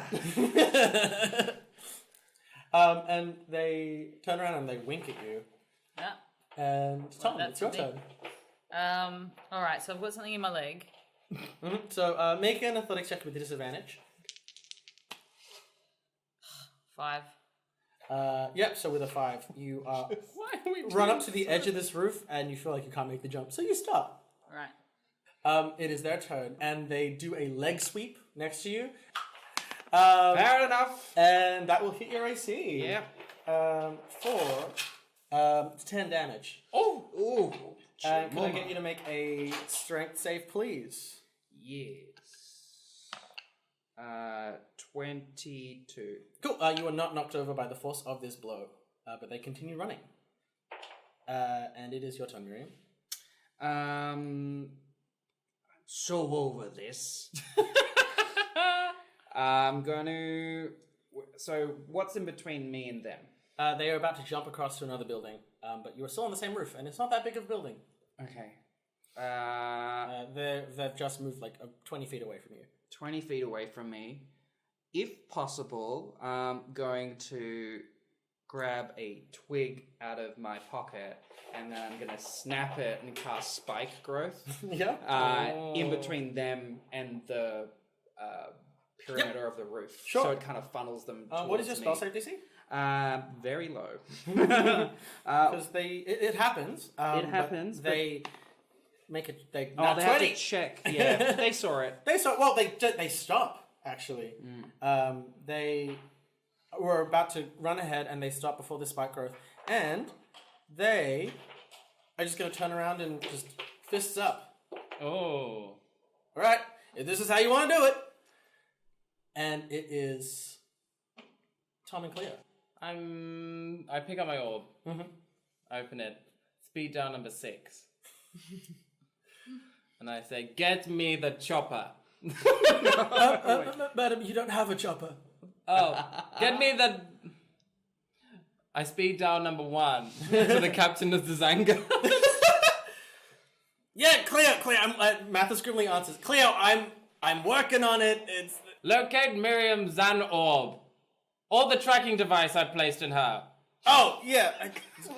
Does she know about that, by the way? No, beep. All right. And he hangs up. And yeah, Miriam, suddenly your scrying orb just goes whoop.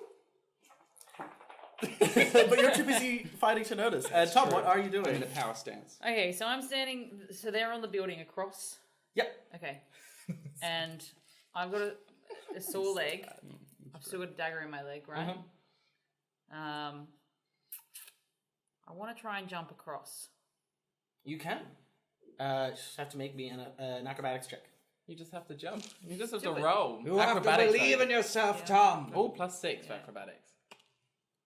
17. Yeah, you make it across. Yay! And you jump across to the other building. These are like narrow streets, by the way. It's not that difficult. But Miriam and Calamity are engaged in a melee, and Calamity is just throwing out some punches. They are very good at hand-to-hand combat. And Miriam, you're barely holding your own. You're just blocking and dodging. You're not actually attacking yourself.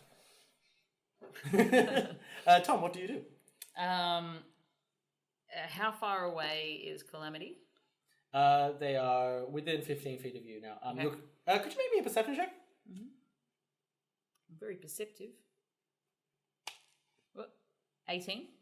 You also see just behind Calamity is a row of wooden spikes. Yeah, they're like twisted thorns Sure. and vines. Yeah, there's just a thorn field before you, which you surmise why they didn't jump. So can I attempt to like kind of jump at and like push them into that? Yeah, absolutely. Make me. This is a shove attack, so roll me athletics. Well, we know I'm not going to do any good then. 6. They could roll very poorly. They did not. And they just weave out of it. It is their turn. And I remember you. Please, why are you doing this? Just let me be. As they are attempting to go for Miriam again, and hits you. Does not hit you. No. They go for like a headbutt, and you duck at the exact time.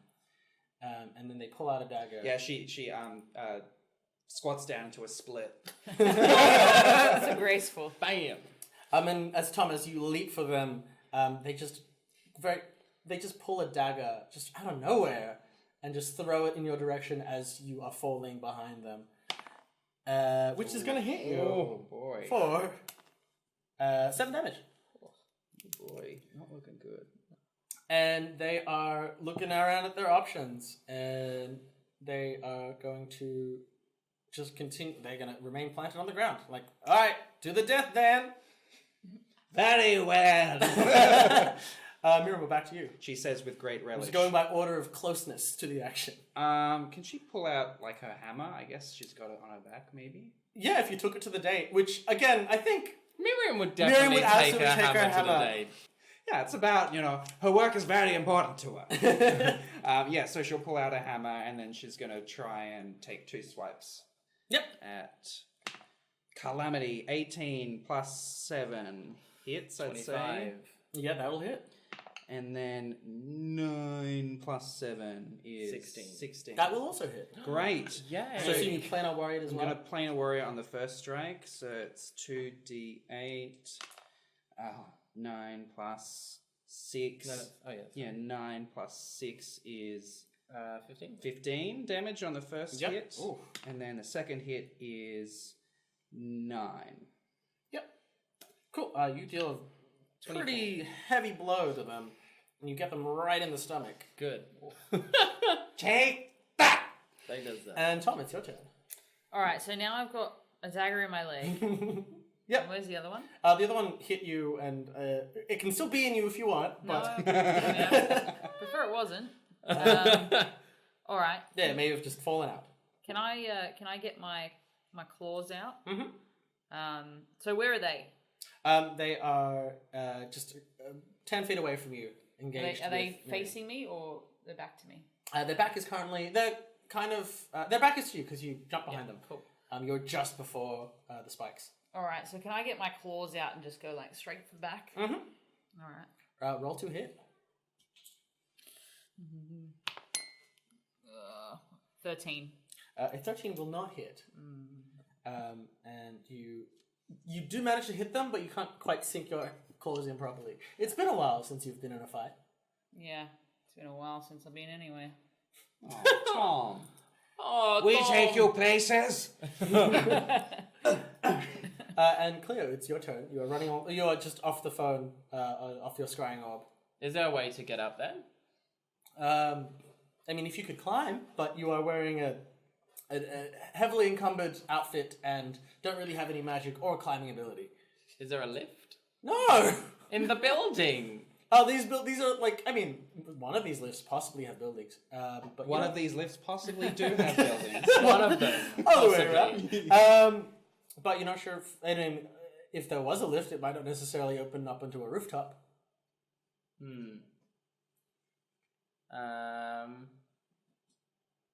I go back to the car. Sure, The so just carriage, head back the to the carriage. carriage. Sure, you make it there on your turn. They were actually, you turn a corner and they were just coming to meet you. And the driver opens the window and just like, I tried to come as fast as I could. I snap for the boot to be opened. Mm-hmm. They press a button.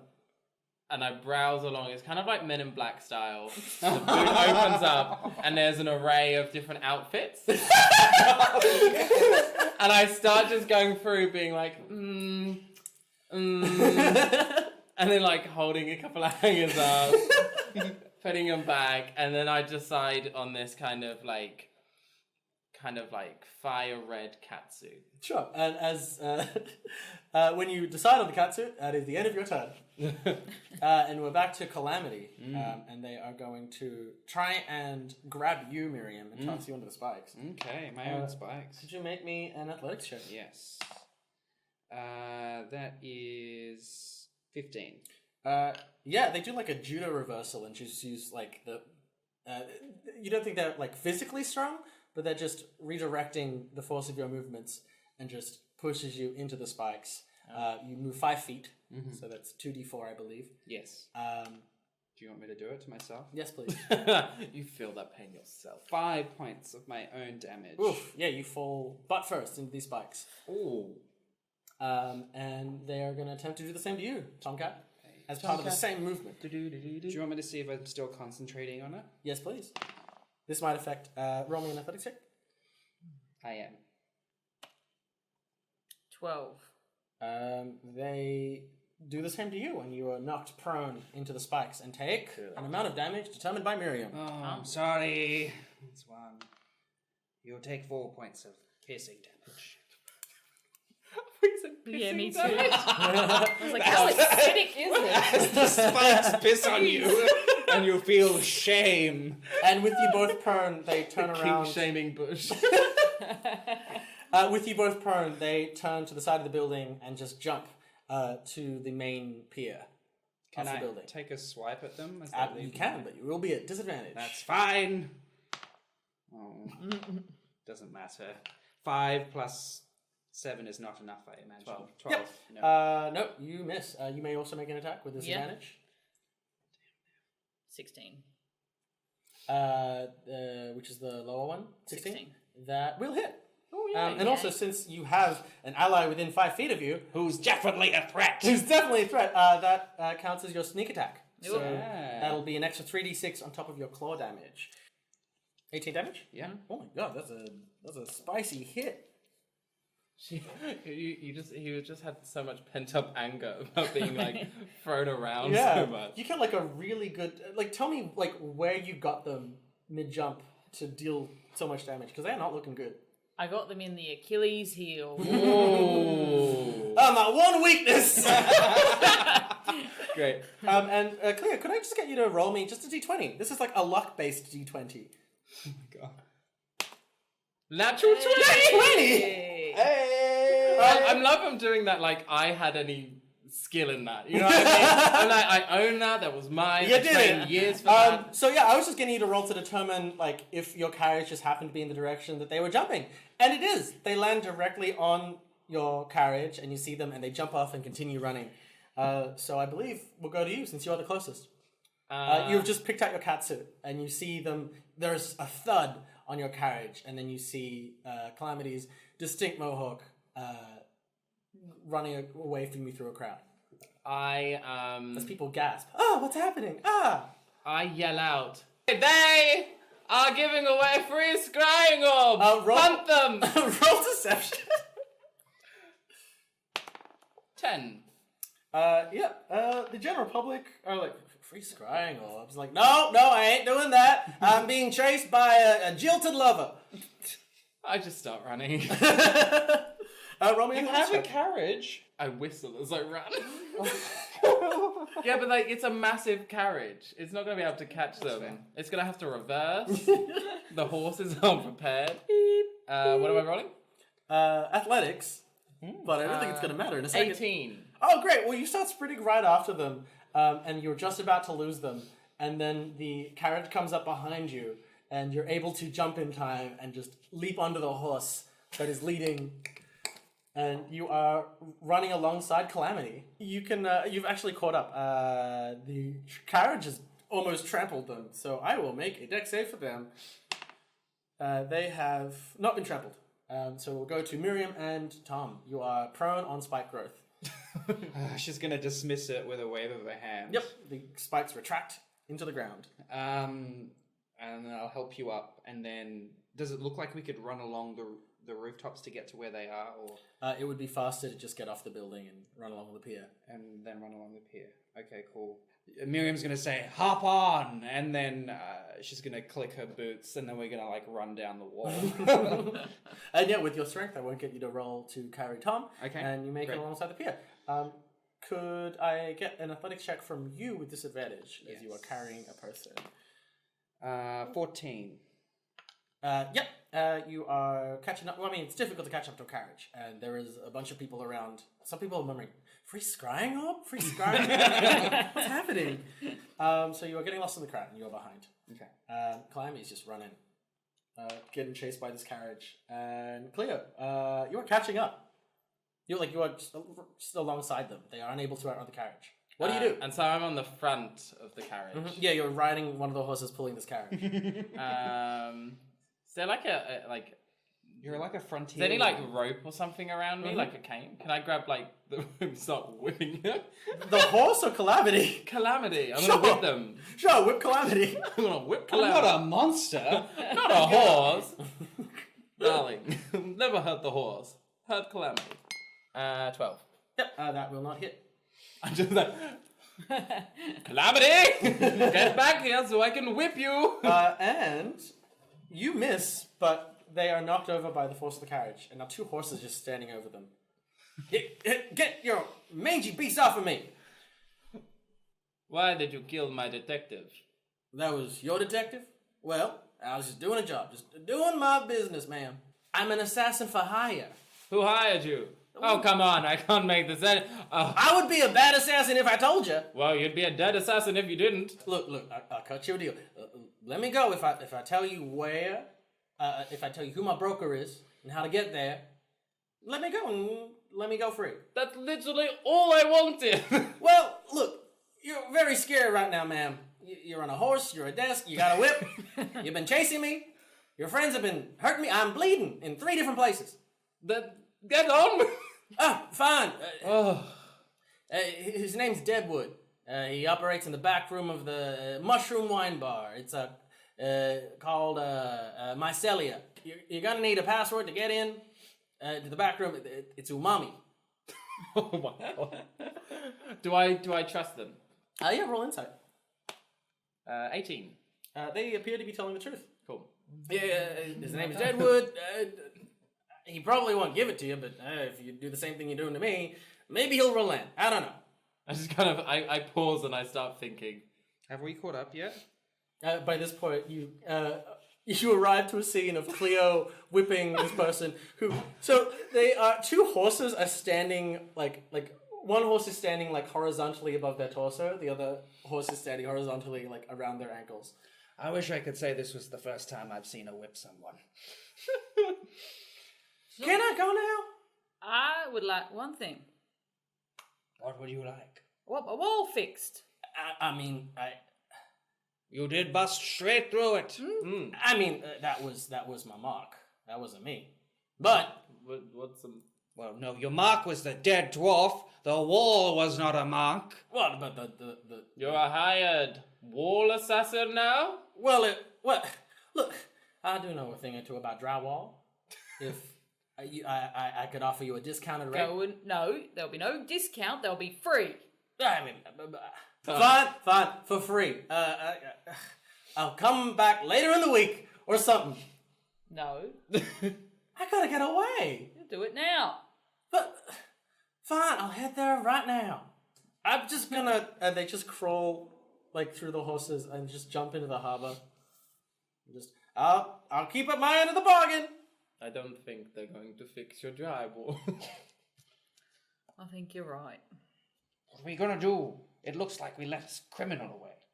Well, maybe we could hire someone to fix my drywall. Moments later, you hear the sirens of the Xan'guard zero in on your location as an airship lands above the harbor, just above the water, as waves begin rippling away from it, and Mathis Grimley is standing in the door of this airship, staring right at you, Miriam.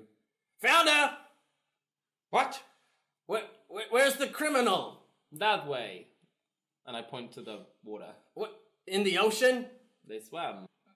Fine. And Mathis just goes back into the airship, and then searchlights come on the. You hear him like yell some commands, and searchlights come on through the airship. Just begin scanning the harbor, and this airship is just like circling it now. Well, that was easy, I suppose. We get back in back in carriage 5B. Yes. And you make your way to Mycelia. You're actually aware of this establishment. It's quite upscale.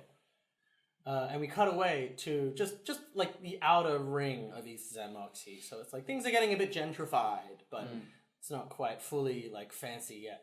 How long do we have in the carriage? It's like a probably 15-20 minute trip with traffic. Okay, not long enough for a short rest. Absolutely not. Okay.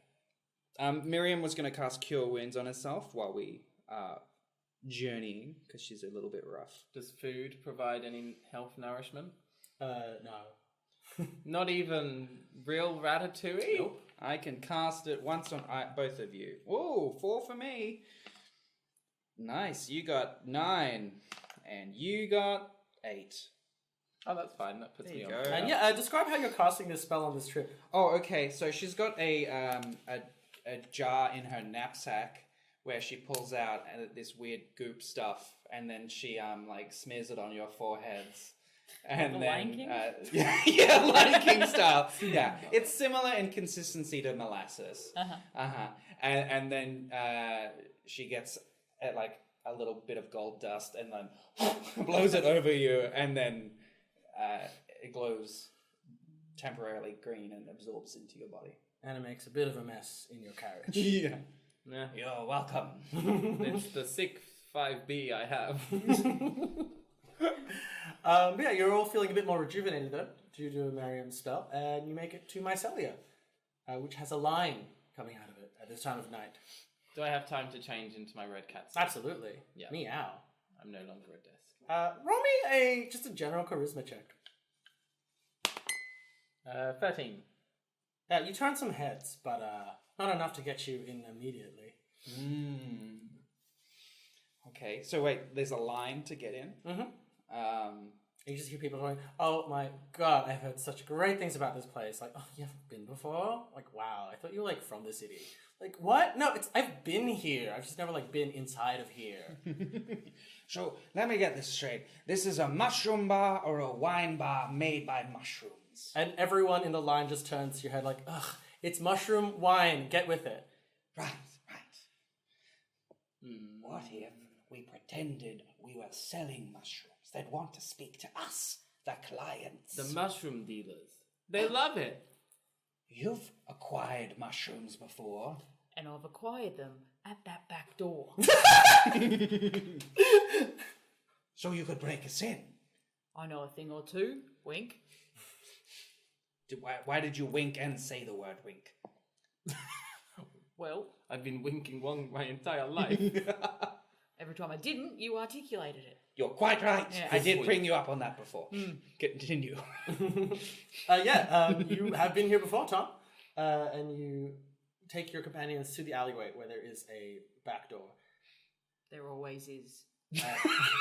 And you hear a jangling, and the door opens, and it's a gnome just coming out on their smoker. They just light a cigarette, and they do not. They do see you. Mm-hmm.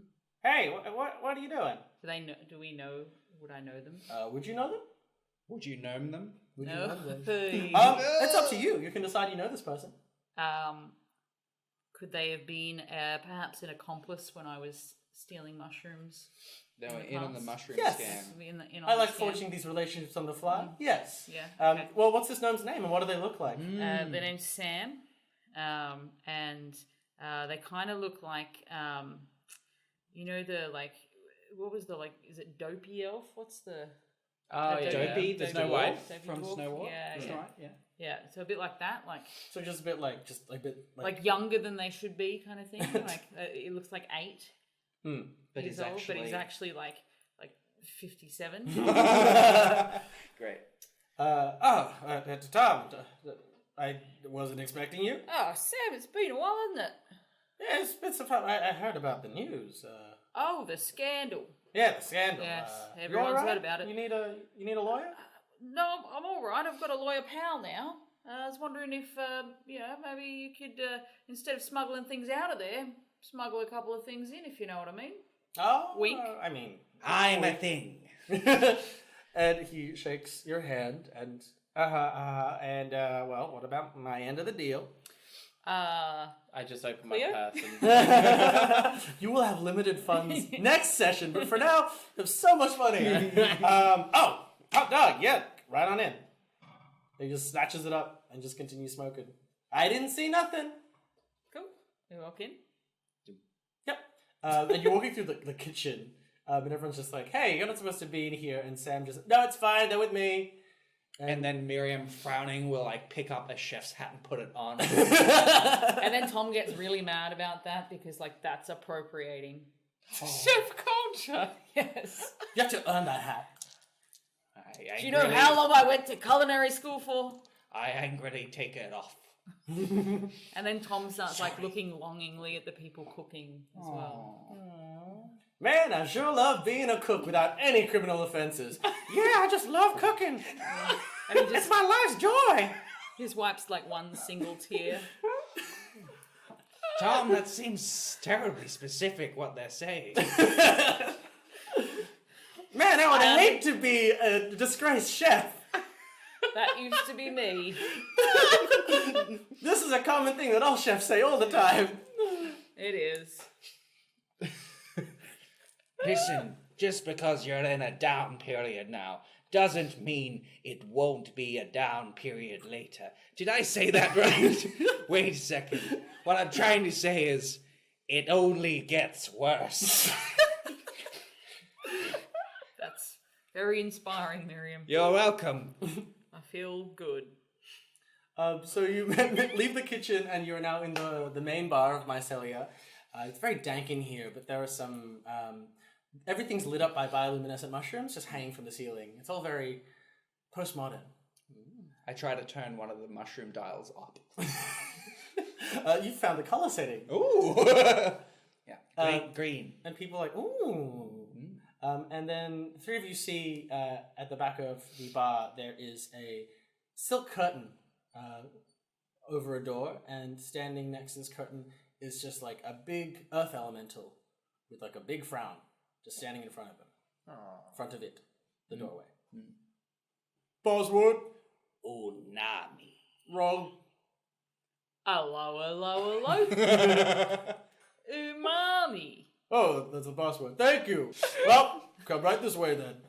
And you walk through into a back office, and there is a man sitting over a desk, and you hear, "Yes, come in." And he looks up, and Miriam and Cleo, you see a familiar treant man. It's Maurice Maplewood, your after-crimes advisor. You're Deadwood? Whoa, what are you talking about? I am Deadwood. I have met you for the first time now. Also, where have you been? You haven't come in for your appointed meetings. Sit down and close the door, please. Is the door made of wood? No, unfortunately, I don't control the decor in this office. I don't have you on file as one of my assassins. How are you here? And please don't tell anyone that I work here. That's right. We've got the leverage now. Leverage. So, Beverage? maybe later. Thank you for asking. Now, you sent someone to kill our P.I. Roscoe. Yes. And you owe me a wall. And Tom a wall. It would be a bad practice to disclose the identities of the people putting contracts out on people. Just like it would be bad practice to defraud a treant pretending not to be a crime boss. Look, I am new to the business. Is this your first day? Second.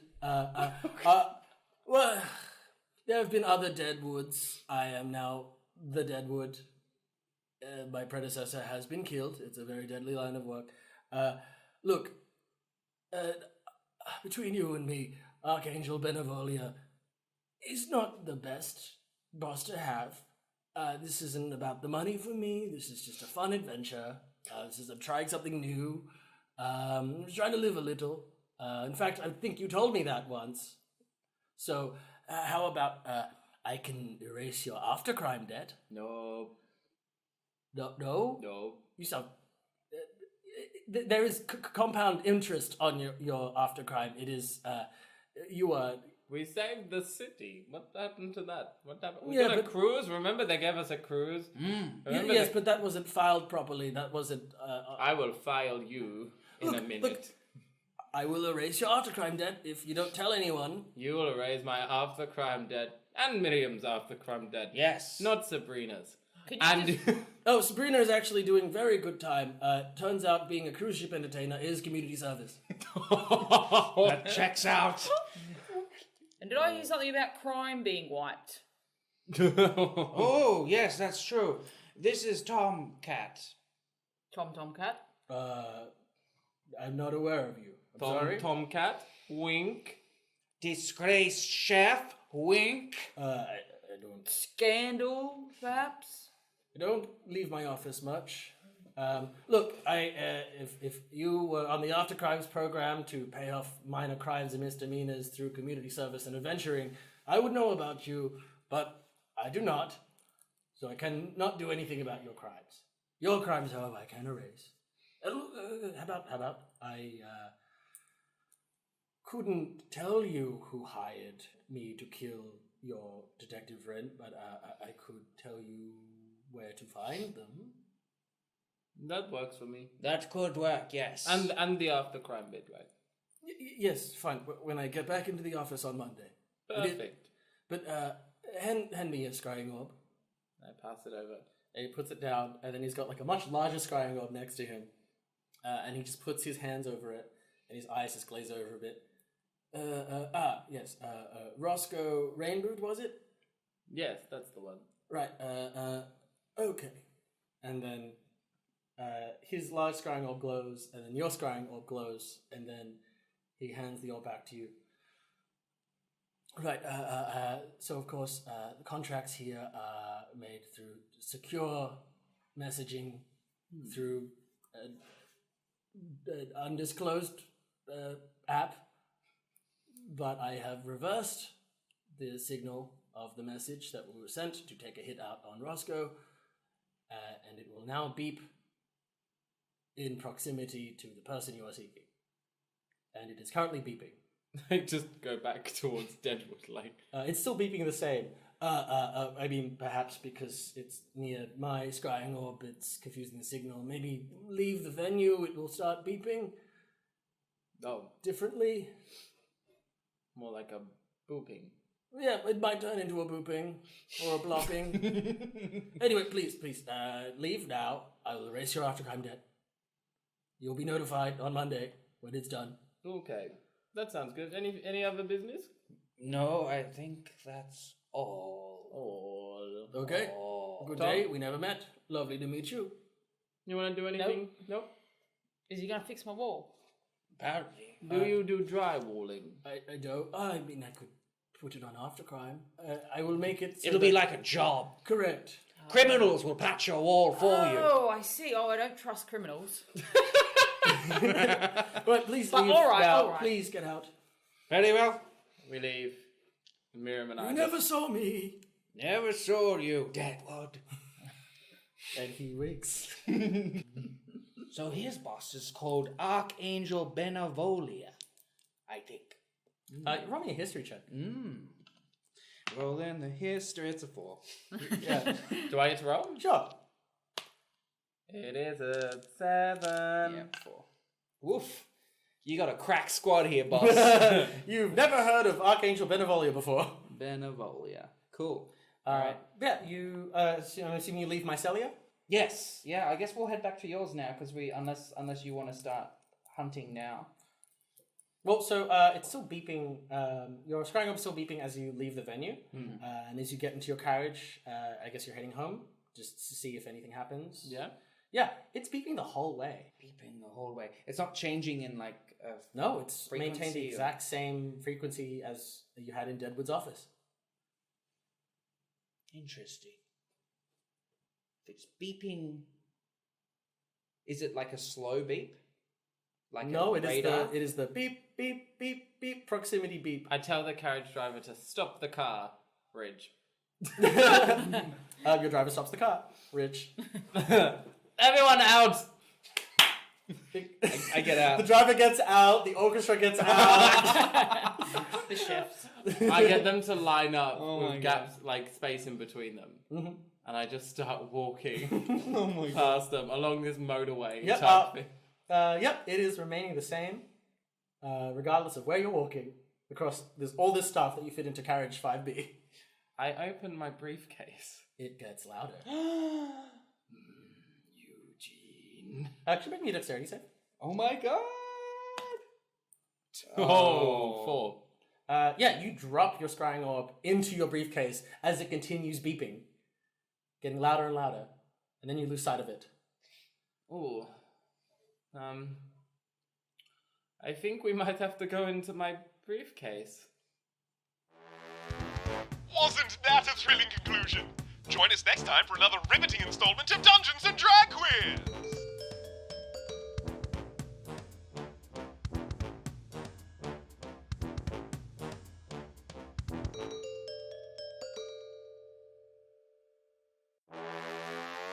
Dungeons and Drag Quiz is a production of Cleo and the Queens. For more information, head to thequeens.com.au. That's the kwqueens.com.au. The City of Xan'moxie is written and run by the DM up in your DMs, Pete Distapan. The sultry voice of Cleo Fallcharges was none other than AJ Lamarck. Ranger Park Ranger Miriam Gargoyles was, of course, Jack Gorman. The terrific tones of Tomcat provided courtesy of Candace Gallimore. Titles, credits, and additional writing performed by the disembodied voice of Ryan James Pearson. And a special thanks to Danny Johnstone of D Johnstone Music for the D&DQ theme song. Follow D&DQ AU on Twitter and Facebook to stay up to date with the latest D&DQ news. That's all for now. Until next time, the City of Xan'moxie bids you adieu.